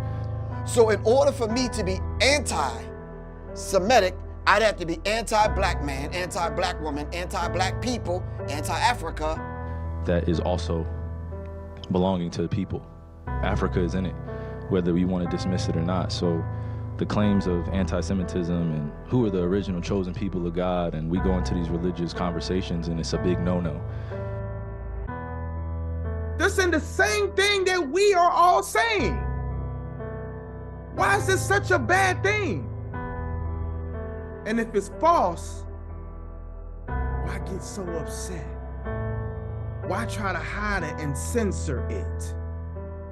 Why do that? You know it gotta be some truth to it, or you know. Pastors, why aren't you teaching your church and congregation this? What's wrong with embracing who you are? Embracing your culture? This is what that pastor was speaking about when he said this. In other words, why are you so ashamed of who you are? This is why you don't know who you are. What's your nationality? I'm African American. African American in 2 continents. What part of Africa are you from? I don't know. Well, you speak English. English come from England. You're not from England. So what language did your ancestors have before you were speaking English? I don't know. So you don't know where you come from in Africa at all? No, I mean, we're in the slave trade. That's no excuse. There's a reason why you don't know who you are. And we're going to get to it later. If we don't get to it in this one, we will get to it in part 2. On why you don't know who you are today. Why is this being swept under the rug? Why do people get so sensitive and get so upset when you say that you're an Israelite? You can say you're a Moor. You can say that you're from Kemet. You can say that you're anything and no one else will get mad. But soon you say that we are the descendants of the biblical Israelites, that we are the Jews, and that we are the Shemitic people. We are the Semitic people. We are the Semites or the Shemites. We come from Noah's son Shem. Oh, now it's DEFCON 3. Everybody's mad. Sit these pastors down and ask them, yo, pastor, question. I know you said we the Gentiles and things like that. I was watching a documentary and the brother said that we don't come from Ham, but we come from Shem. Could you show me and give me a breakdown using the Bible and the Bible only how we come from Ham? Or if you're convinced by watching this and say, yo, okay, well, he's showing me enough to see that the Shemitic people or the Semites or the Shemites, the people from Noah's son Shem, well, they black too. He also shown us in Jewish records that they record the Semites as being black and even said in their records that they're black.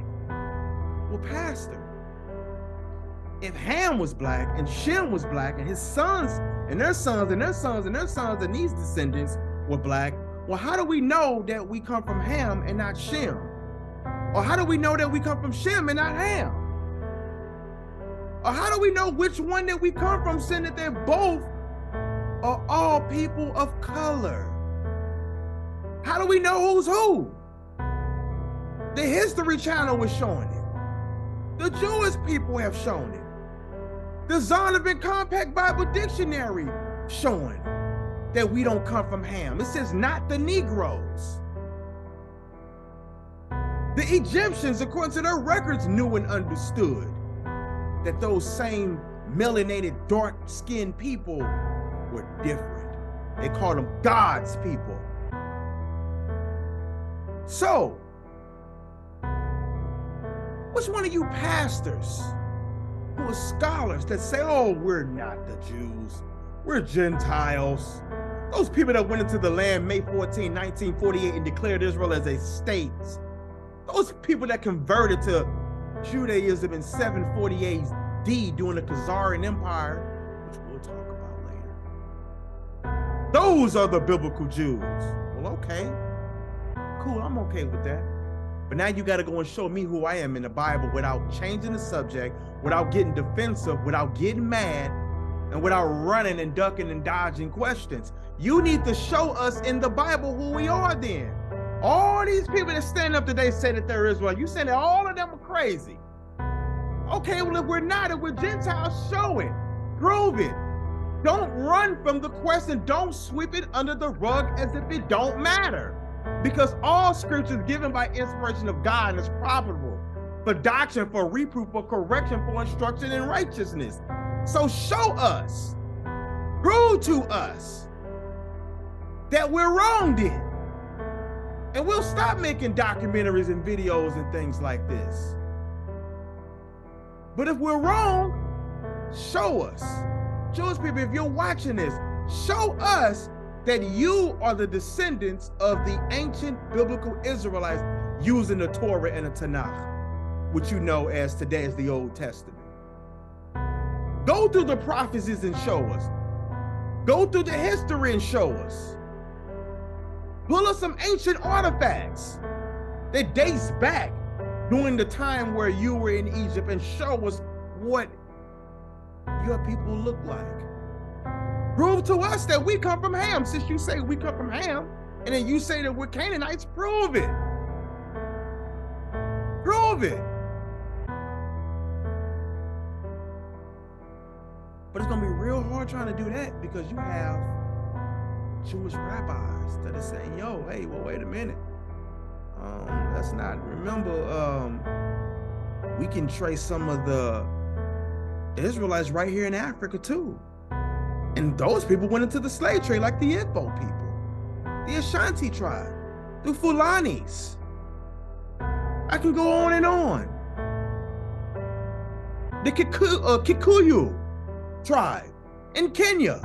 What do you think that movie Black Panther was inspired by, part 2?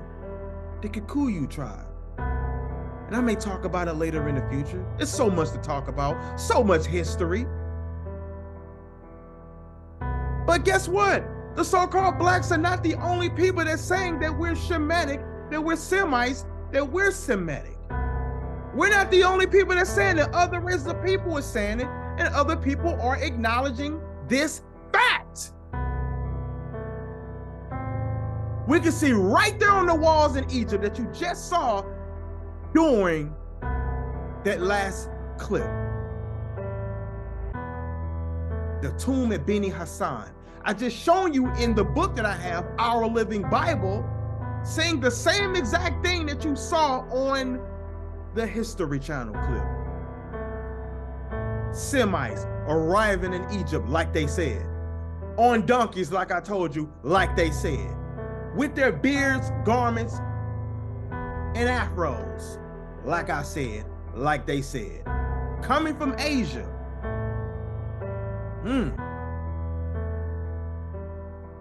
But guess what? The History Channel's not the only people that's saying that. Oh no. Let's look at the next clip.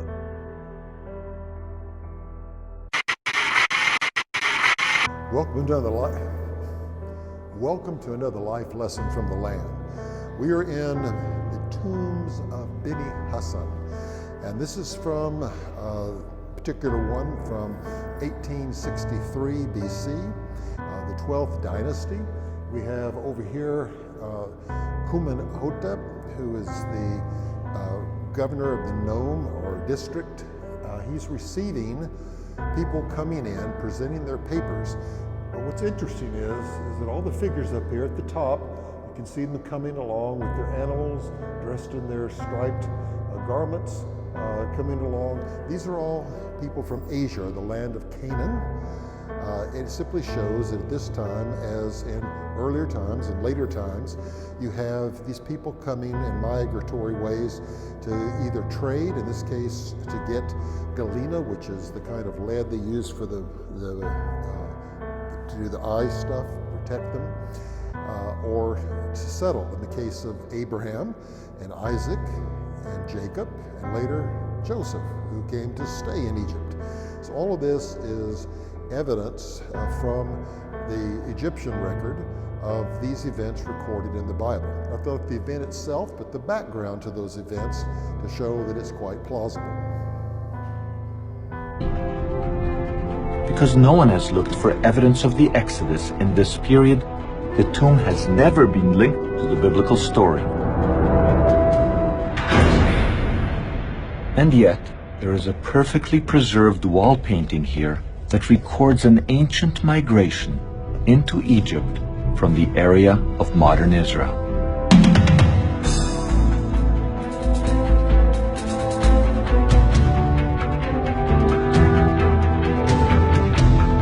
As in the Bible, the scene involves bearded Semites riding donkeys and bringing their families and flocks into Egypt. Like the biblical Israelites, they are wearing multicolored tunics. The hieroglyphic inscription on this wall calls these people the Amo, God's people. Looking in the right place, during the right time, we are the first to recognize a veritable snapshot of the migration of the biblical Israelites to Egypt. The Bible records that at the time of their arrival, one Israelite rose to the highest levels of Egyptian power. His name was Joseph, son of Yaakov, Jacob in English, and he became so powerful that he wore on his finger the seal of royal authority. Discovering Joseph's seal at Avaris would prove that the Israelites arrived here exactly when our timeline predicts. That would be like finding a needle in a 3,700-year-old archaeological haystack.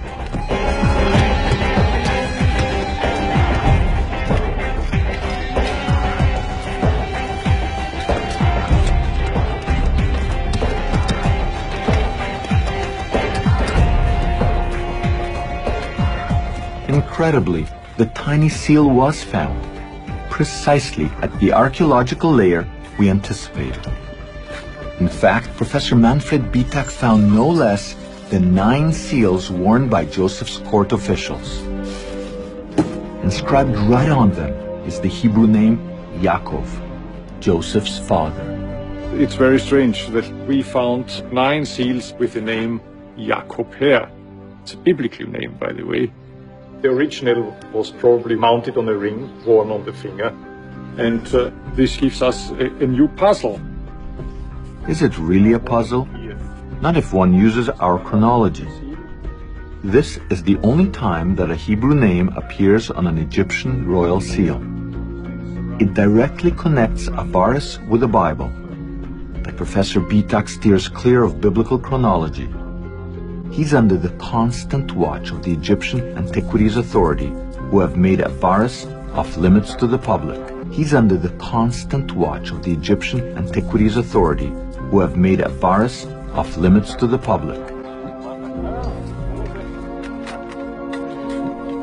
Supposedly for conservation reasons, Professor Bitak has been forced to cover up his dig every single year. The area is then plowed, seeded, and cultivated by local farmers.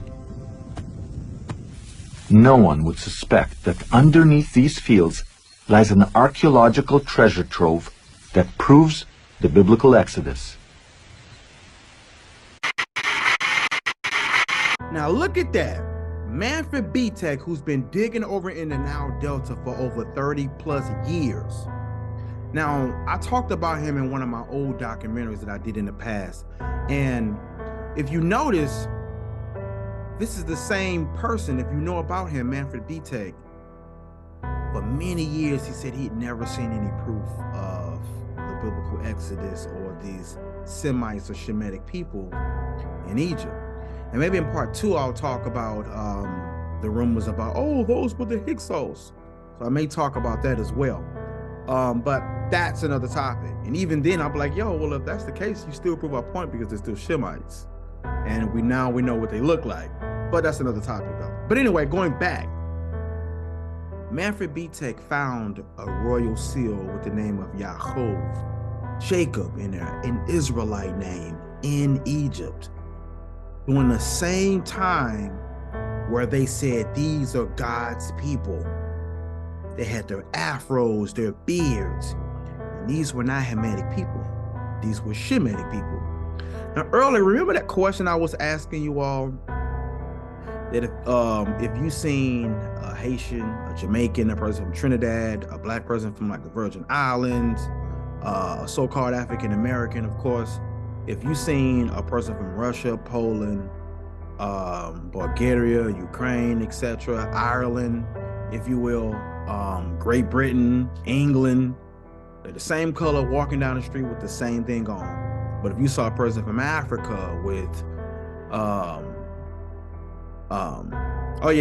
let's go back. A so-called Caucasian walking amongst them. But then you seen,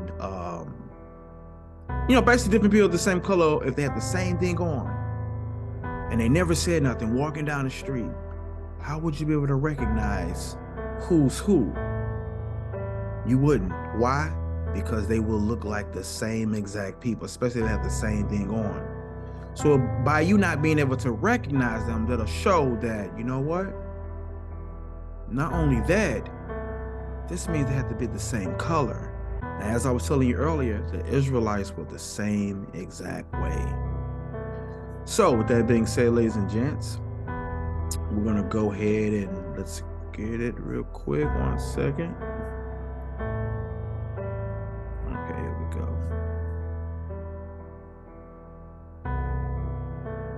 Share my screen. Boom. All right. So we're going to go ahead and go to Genesis, the 11th chapter. Genesis chapter 11. I'm sorry, Genesis chapter 41. I apologize. Genesis chapter 41. So where are we going? All right. So that being said, let's go ahead and get it.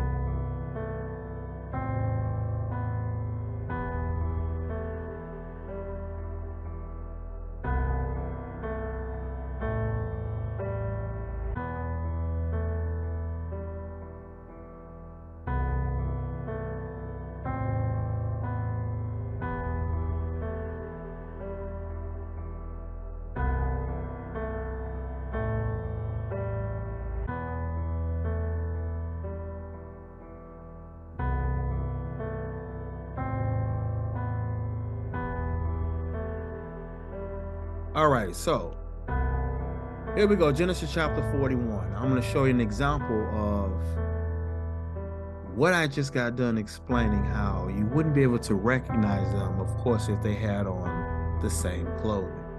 Why? Because if they're the same color, they'd obviously blend in. Okay? So let's go to Genesis 41. Let's look at verse 37 on down. All right?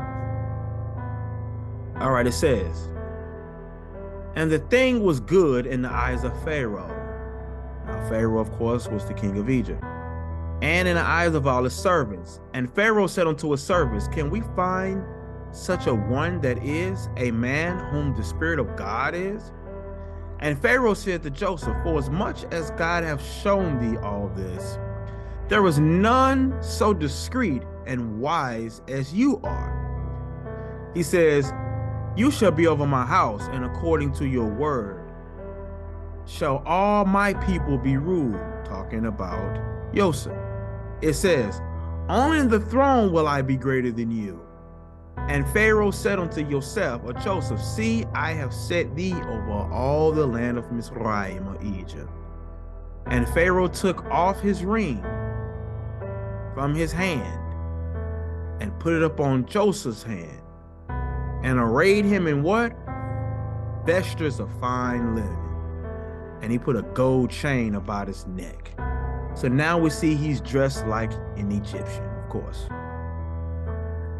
Why is that important?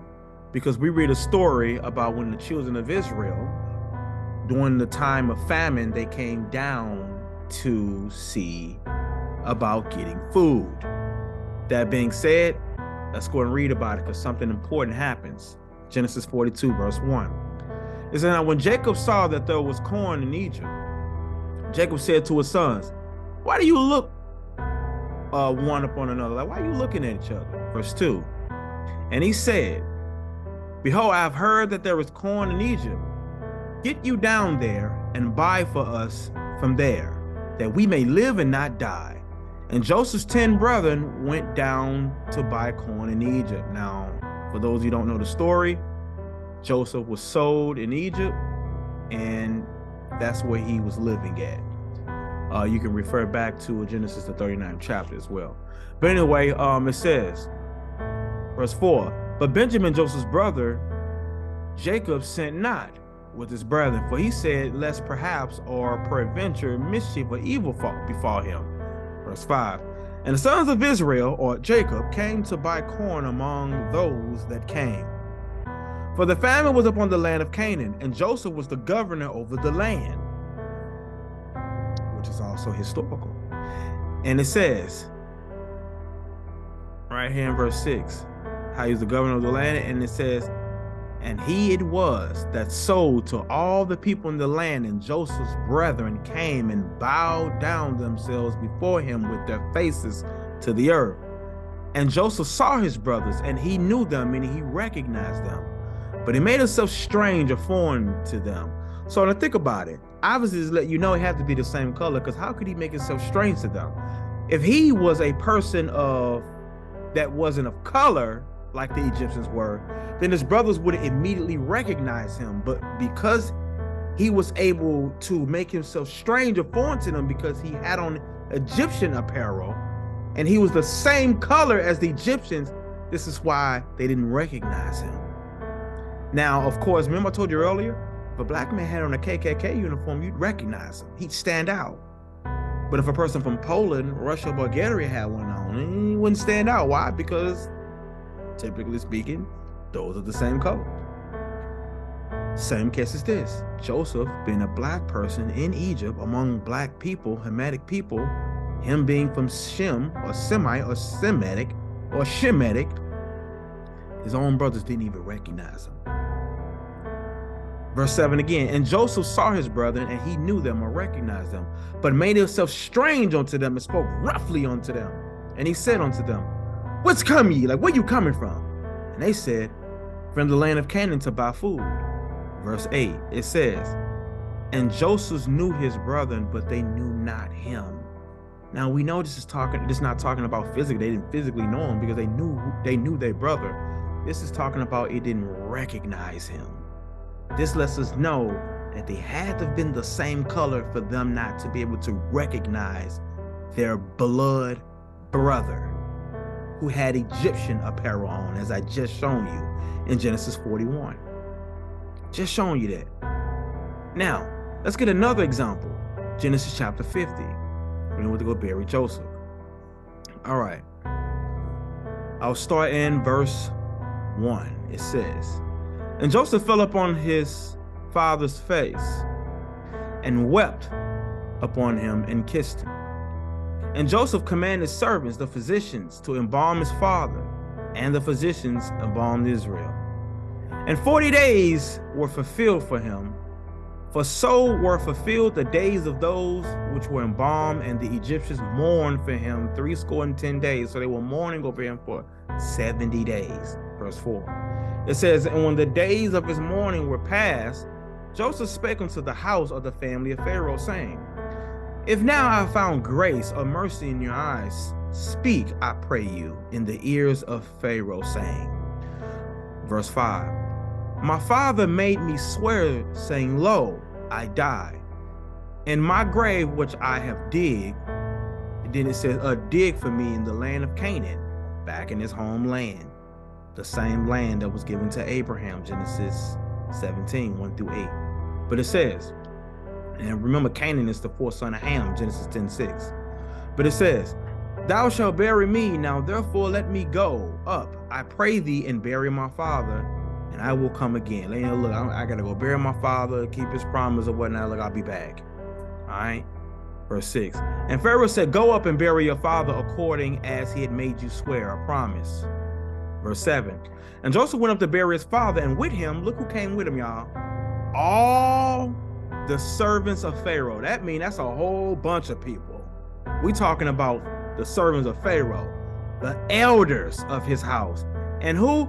All the elders of the land of Egypt. All the elders of the land. Verse 8. And all the house of Joseph and his brethren and his father's house. Only their little ones and their flocks and their herds they left in the land of Goshen. Verse 9. And there went up with him both chariots and horsemen. And it was what? A very great company. A very great company. I mean, it was a whole bunch of them. It was a large company. Verse 10. And when they came to the threshing floor of Atad, which is beyond Jordan, and there they mourned with a great and very sore lamentation. So it was lots of cries. And he made a mourning for his father 7 days. Verse 11. And when the inhabitants of the land, the Canaanites, so those who lived there, because remember he went to Canaan. So the people who lived there was from there. Look at this. They saw the mourning in the floor of Atad. They said, who's the they? The Canaanites. The Canaanites. Let's see what they said. This is a grievous and mourning to who? The Egyptians. Now, wait a minute. Why did the Canaanites refer to Israelites as Egyptians? Now, remember, it wasn't just Egyptians that went up there. It was Israelites too. But the natives of the land couldn't even recognize the Israelites from the Egyptians. We know the Egyptians come from Ham. And we see according to Jewish records, even in the Zondervan Dictionary and history, looking at the pharaohs and the people of Egypt, these people were dark. They were black people. Now, if the Israelites were white, they would have immediately recognized them. They would have said, this is a grievous mourning to the Egyptians and the Israelites. But they didn't separate them. Why? Because obviously they had to have been the same exact color. If you saw a Haitian and a Jamaican in the same uniform walking down the street, you wouldn't be able to distinguish who is who. Why? Because they look alike, just like Egyptians and just like Israelites. They look alike. They didn't even make a separation. It says, wherefore the name of it is called Abel Mizraim. Mizraim is the Hebrew word for Egypt, which is beyond Jordan. So I'll give an example. Exodus 20 and verse 2. All right, Exodus 20 verse 2. Right here. It says, by the Bera Elohim et called Harim Haledamor. So it says, and God said at all, or he spoke all these words, or these words to say, or saying, I am the Lord your God, who have brought you out of the land of Egypt. Right there, that's the word for Egypt. So it says, so I am the Lord your God, who have brought you forth from the land of Mizraim, Egypt, Mibeit Avadim, from the house of slavery or bondage, because this is where they were slaves at. So, that being said, let's go click on Egypt. Boom. Look at that. Mizraim. Mizraim. Mizraim. All right? Egypt. All right? So, that lets us know that they had to have looked alike for them not to be able to recognize them. Isn't that something? Now, look at this. Let's go to Exodus chapter 2. When Moses, after he killed an Egyptian for beating on a Hebrew. All right, look at this. It says, and it came to pass in those days when Moses was grown that he went out unto his brethren and looked upon their burdens, and he spied an Egyptian smiting a Hebrew, one of his brethren. All right, and he looked this way and that way, this way, that way. In other words, see if somebody looking. And he saw that there was no man, and he slew or killed the Egyptian, hid him in the sand. Verse 13. And he went out the second day, behold, 2 men of the Hebrews strove together, fought together. And he said unto them that did the wrong, wherefore smitest thou fellow? Like, why are you doing this or whatnot? Verse 14. And he said, who made you prince and judge over us? And these thou killed me as thou killed that Egyptian? You gonna do me like you did him? And Moses feared and said, surely this thing is known or revealed. So anyway, as we read the story, they end up fleeing. Moses ended up helping these 7 daughters.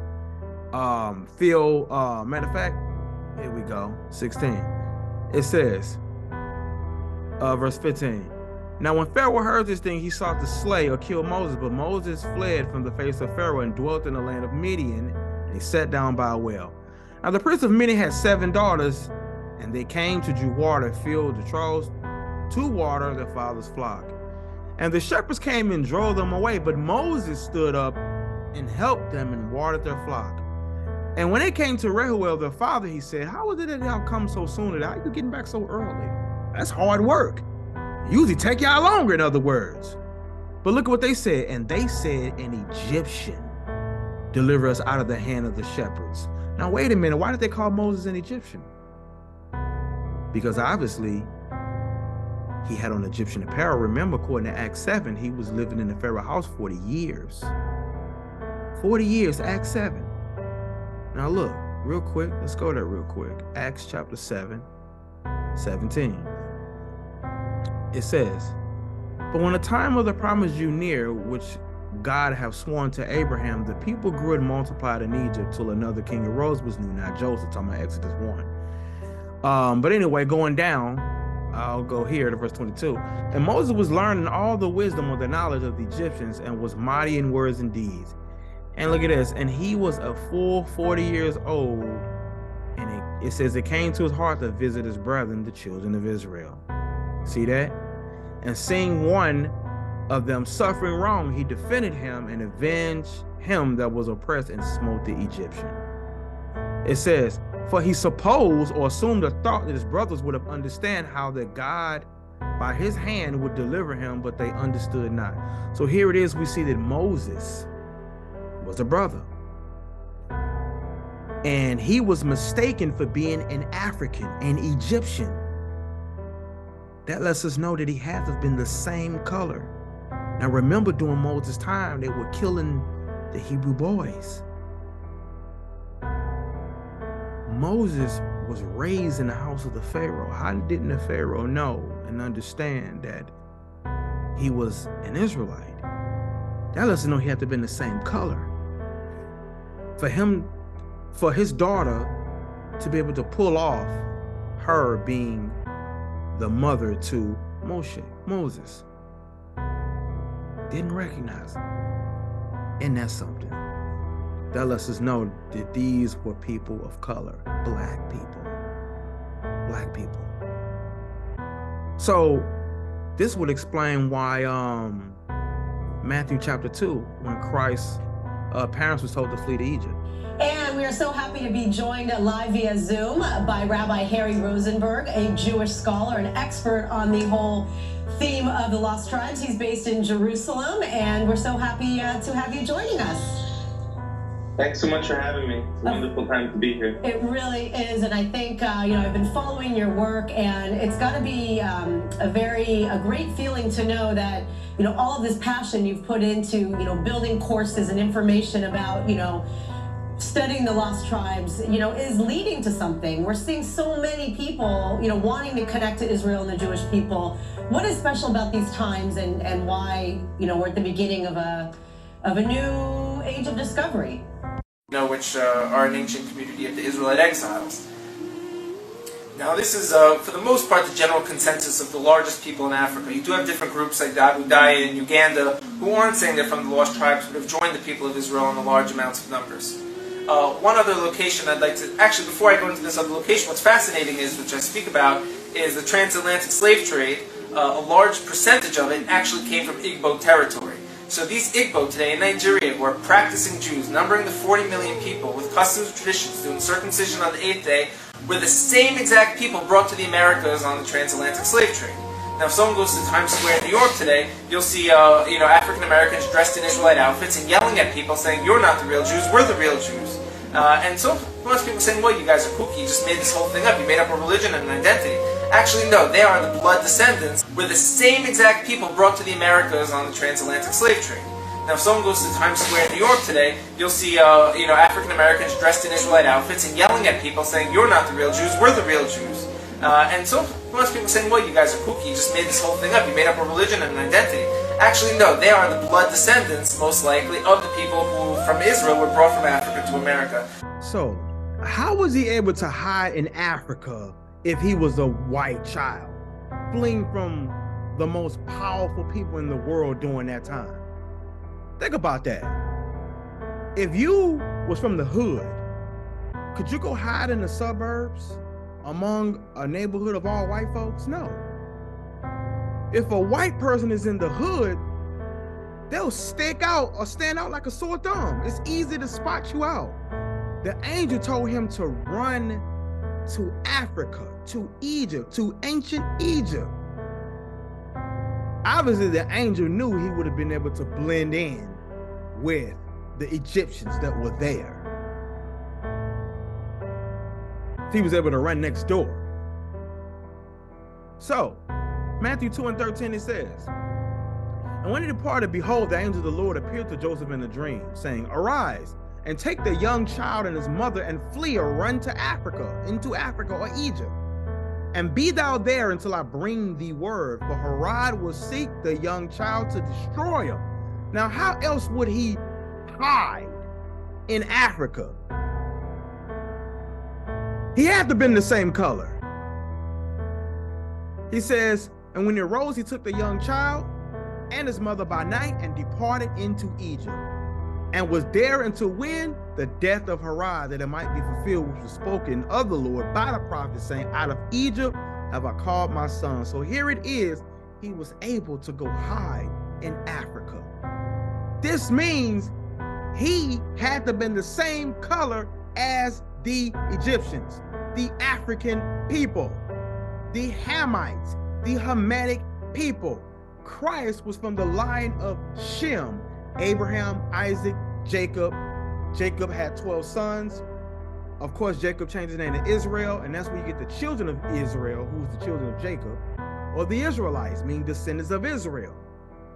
Jacob's fourth son name was Judah, and everybody who was a descendant of Judah were called Jews. This is why Christ was called a Jew, not because he practiced a religion called Judaism. It's because he's a descendant of the tribe of Judah.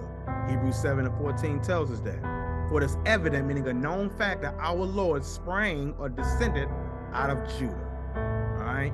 So right there, he's a descendant of the offspring of Judah. What does that God look like? Uh-oh. The reality of it is when he came here, he didn't look like me. So what am I going to do about that? I'm going to make him look like me. So for hundreds of years, we've been telling you, and now you have to keep in mind that we took away any other God that you might have through force, through fear, through pain, through any means necessary. So now I'm going to give you a God, but I'm going to do that in a way that is going to further me. So I'm going to give you a God that looks like me, so that when you bow down to that God, you're bowing down to me.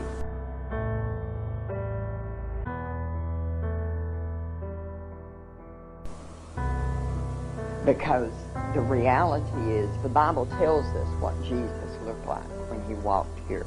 The Bible tells us what he's going to look like when he comes back. We have taken that and changed it. Do you remember when Jesus went to Egypt? He hid in Egypt. The people in Egypt, honey, they're not white people. How could he hide that?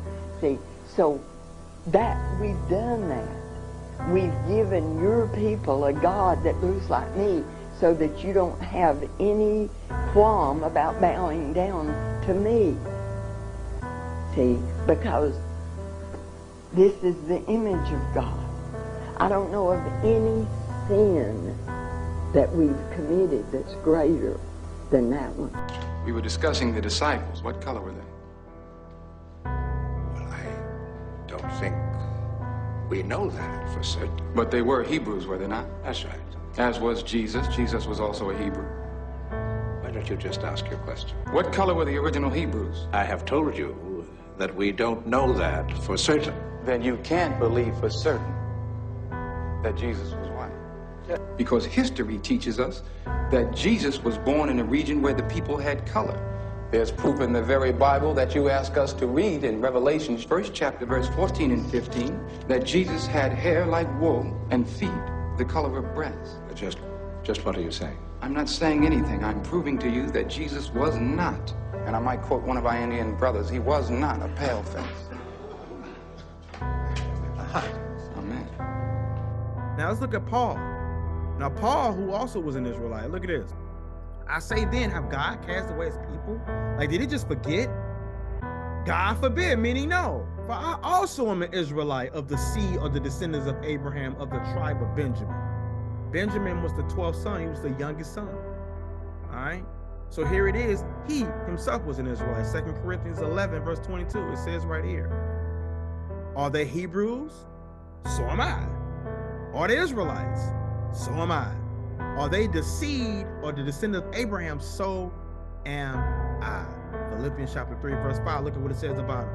He was circumcised the 8th day of the stock or the family of Israel of the tribe of Benjamin, a Hebrew of the Hebrews, that's touching the law of Pharisee. So, and I may go over this again in part 2. But anyway, we see himself as an Israelite as well, right? But look at this when he was being locked up. Acts 21 right here, verse 37 to 40.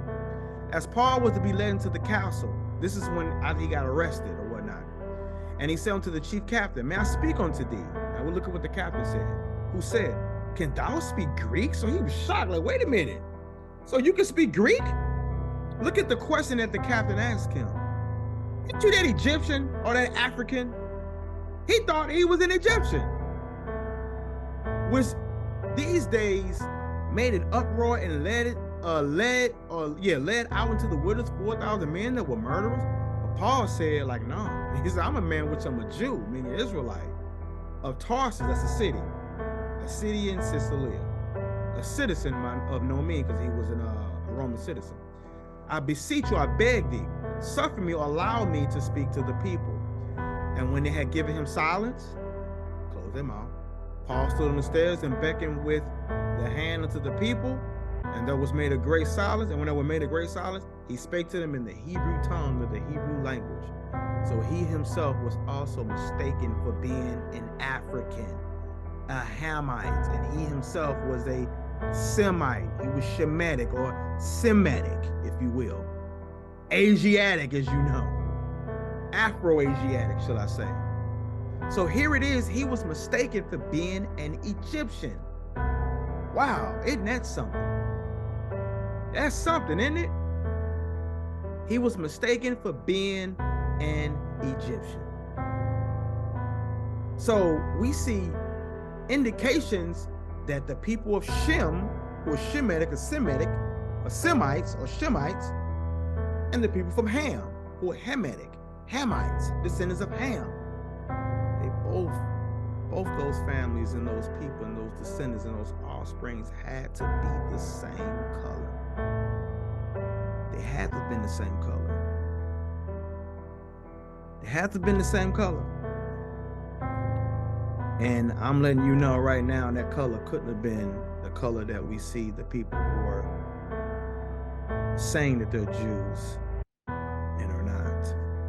You have a huge community in Africa that they know in tradition that they are Hebrews, that they are from child of Abraham and Isaac and Jacob. They know it for sure. You have communities that are running services and prayers by the halakha, keeping Shabbat and eating kosher. They know their roots. Like, you can't argue with them. They're stronger than you. They will tell you who they are. They don't ask you even. And they have the Bible and it's all written over there, and they don't have no problems in life. Except of that we're not able to accept them, to recognize the godliness of the holy tribes that is treasured inside them, their souls. And you have the problem not recognizing your own brother and not understanding that there's a way to let him back in. Because we have today all the power to do that. We have all the sources, we have the land, we have everything we need. Except of the key to our hearts that is still missing. Our culture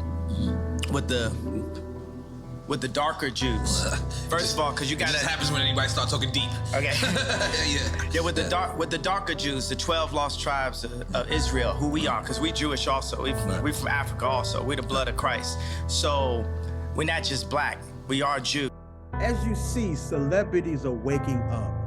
People are waking up. Even you just saw clips of Jewish people are beginning to wake up, and everybody's starting to realize, yo, those people who we call Gentiles or Hamites, they're actually Semites or Shemites. They're actually Semitic or Shemitic. When the world recognizes this, if that ever happens, then it would be laughable to say that so-called, and I say so-called because so we were called, so-called African Americans or so-called blacks in America, or those that are part of the slave trade, it would be impossible to call us an anti-Semitic, because to call us an anti-Semitic would be us being anti against ourselves. We'll be anti against ourselves. So again, youngsters, that would be like if you said the N-word and somebody said, oh, well, you're anti-black. No, I'm not. What do you mean? I am black. It's the same thing, same concept. So as you see, people are starting to wake up, they're starting to admit, and you see they're starting to get mad as well that we're finding out who we are, or mad that we're voicing it as well. I mean, think about it. We call ourselves African American. Those are two continents. Now, I spoke of a part 2, and that I will definitely do. Part 2 is definitely coming. But what I'm going to do is I'm going to end with this on this note. Number 1, we're Shemitic. And even though this is just part 1, there's so much that I did not get to cover. And that hurts that I didn't get to cover these things. But it's so much that I want to go over, and just be patient. Stay tuned. Stay patient. It's coming. A lot of you know me from doing documentaries all the way back from over 10 years ago. All right, I used to do documentaries every year, and now I'm about to start back doing documentaries and things like that. So these things will be coming, Lord's willing. So I'll end with this. You youngsters that may be watching, or if you just finding out this information, you may be watching, you may be asking, well, if we are really the Shemitic people, or the Semites, or the seed of Shem, if we're really those people, the true Yehudim, or the Jews of the Bible, if we are really the Israelites, God's chosen people, what happened to us? Why are we at the bottom? And it seems like those who took our identity, as you would say, as some of you would say, why are we at the bottom? What happened to us? Well, Deuteronomy 28 has 68 verses. The first 14 verses goes over what would have happened if the children of Israel would have obeyed, but the children of Israel, they disobeyed. So God put curses or punishments upon us And those curses or punishments are written in Deuteronomy 28, verse 15 through 68. Now, Deuteronomy 8 and 5 says, you shall also consider in your heart, meaning your mind, that as a man chasteneth or punishes his son, so the Lord your God will punisheth you. So we're getting our behinds whipped until we as a nation repent and come back to God's laws, statutes, and commandments. And since we broke these commandments, the same commandments and the same laws that the church say you don't have to keep, which if I have time, I will talk about in the next video, we wouldn't be in the situation, the predicament that we in. I don't hate other nations at all. I'm not prejudiced against other nations. I'm not even mad at them. You wanna know why? Because it's our fault as a nation that this is happening. So if you have another nation you're watching this, I'm not upset with you. Everything that you did to my people is only because the Most High allowed it. So if you want to be Jewish, be Jewish. That's fine. We have no problem with that. When we say we're Jew, we're not even talking religion. We're talking birthright, offspring, descendants of. Pastors, if you're watching this and you're not teaching your congregation this, shame on you. I may go into it on the next video. This is just part one, planting the seeds. Planting the seeds. But again, you may be wondering, what happened to us? What was these curses that you're speaking about? What happened?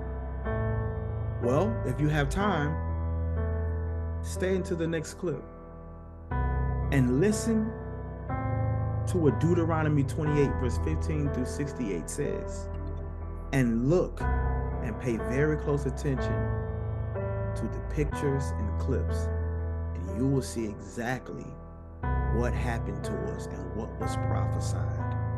And I'll be, those prophecies were frighteningly accurate. Frighteningly accurate.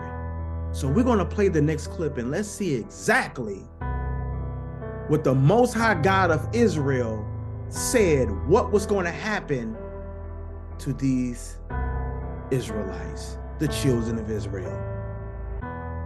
I present to you the book of Deuteronomy, chapter 28, verse 15.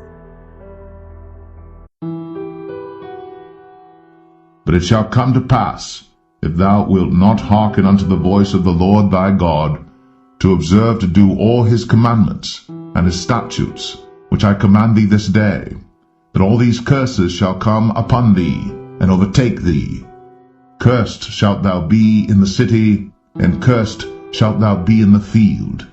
Cursed shall be thy basket and thy store. Cursed shall be the fruit of thy body, and the fruit of thy land, the increase of thy kine, and the flocks of thy sheep. Cursed shalt thou be when thou comest in, and cursed shalt thou be when thou goest out. The Lord shall send upon thee cursing, vexation, and rebuke, in all that thou settest thine hand unto for to do, until thou be destroyed, and until thou perish quickly, because of the wickedness of thy doings, whereby thou hast forsaken me. The Lord shall make the pestilence cleave unto thee, until he have consumed thee from off the land, whither thou goest to possess it. The Lord shall smite thee with a consumption, and with a fever, and with an inflammation, and with an extreme burning, and with a sword, and with blasting, and with mildew, and they shall pursue thee until thou perish. And thy heaven that is over thy head shall be brass, and the earth that is under thee shall be iron. The Lord shall make the rain of thy land powder and dust. From heaven shall it come down upon thee, until thou be destroyed. The Lord shall cause thee to be smitten before thine enemies. Thou shalt go out one way against them, and flee 7 ways before them, and shalt be removed into all the kingdoms of the earth. And thy carcass shall be meat unto all fowls of the air, and unto the beasts of the earth, and no man shall fray them away. The Lord will smite thee with the botch of Egypt, and with the emerods, and with the scab, and with the itch, whereof thou canst not be healed. The Lord shall smite thee with madness, and blindness, and astonishment of heart. And thou shalt grope at noonday, as the blind gropeth in darkness. And thou shalt not prosper in thy ways, and thou shalt be only oppressed and spoiled evermore, and no man shall save thee. Thou shalt betroth a wife, and another man shall lie with her. Thou shalt build an house, and thou shalt not dwell therein. Thou shalt plant a vineyard, and shalt not gather the grapes thereof. Thine ox shall be slain before thine eyes, and thou shalt not eat thereof. Thine ass shall be violently taken away from before thy face, and shall not be restored to thee. Thy sheep shall be given unto thine enemies, and thou shalt have none to rescue them. Thy sons and thy daughters shall be given unto another people, and thine eyes shall look, and fail with longing for them all the day long, and there shall be no might in thine hand. The fruit of thy land and all thy labors shall a nation which thou knowest not eat up, and thou shalt be only oppressed and crushed always, so that thou shalt be mad for the sight of thine eyes, which thou shalt see. The Lord shall smite thee in the knees, and in the legs, with a sore botch that cannot be healed, from the sole of thy foot unto the top of thy head. The Lord shall bring thee, and thy king which thou shalt set over thee, unto a nation which neither thou nor thy fathers have known. And there shalt thou serve other gods, wood and stone. And thou shalt become an astonishment, a proverb, and a byword among all nations whither the Lord shall lead thee. Thou shalt carry much seed out into the field, and shalt gather but little in, for the locust shall consume it. Thou shalt plant vineyards and dress them, but shalt neither drink of the wine, nor gather the grapes, for the worms shall eat them.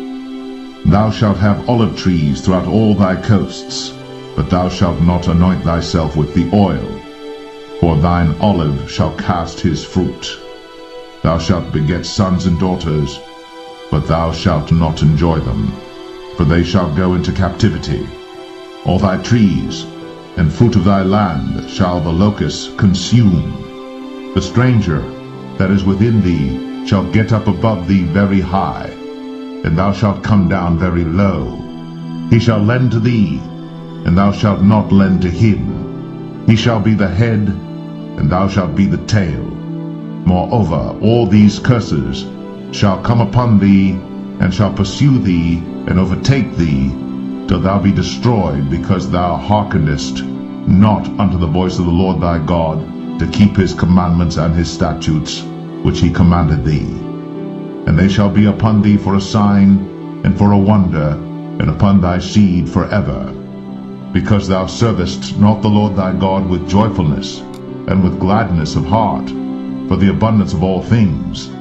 Therefore shalt thou serve thine enemies which the Lord shall send against thee, in hunger, and in thirst, and in nakedness, and in want of all things. And he shall put a yoke of iron upon thy neck, until he have destroyed thee.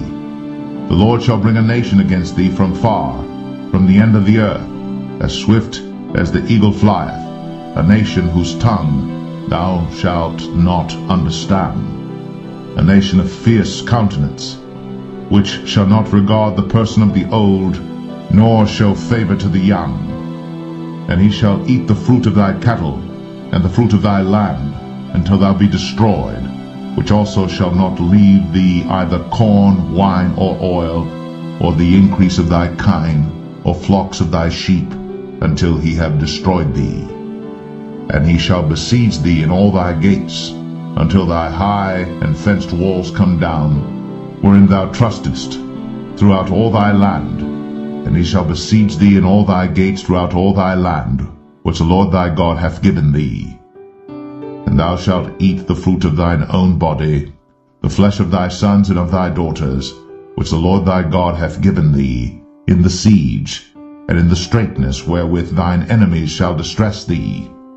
So that the man that is tender among you, and very delicate, his eyes shall be evil toward his brother, and toward the wife of his bosom, and toward the remnant of his children which he shall leave, so that he will not give to any of them of the flesh of his children whom he shall eat, because he hath nothing left him in the siege, and in the straitness, wherewith thine enemies shall distress thee in all thy gates.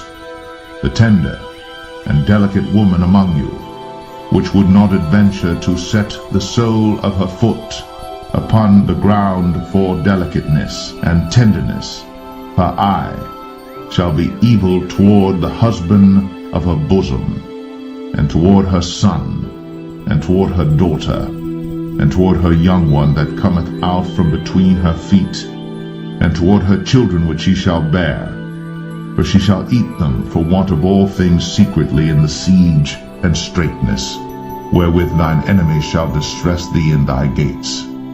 If thou wilt not observe to do all the words of this law that are written in this book, that thou mayest fear this glorious and fearful name, the Lord thy God, then the Lord will make thy plagues wonderful, and the plagues of thy seed, even great plagues, and of long continuance, and sore sicknesses, and of long continuance.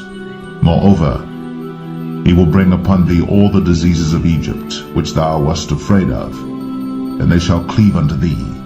Also every sickness and every plague, which is not written in the book of this law, them will the Lord bring upon thee, until thou be destroyed. And ye shall be left few in number, whereas ye were as the stars of heaven for multitude, because thou wouldest not obey the voice of the Lord thy God.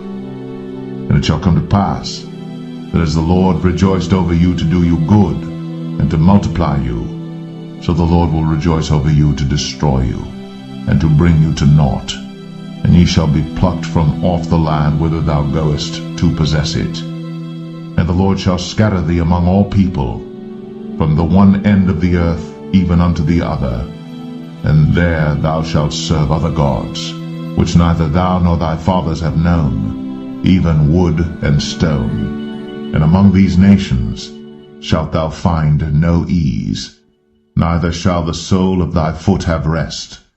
But the Lord shall give thee there a trembling heart, and failing of eyes, and sorrow of mind.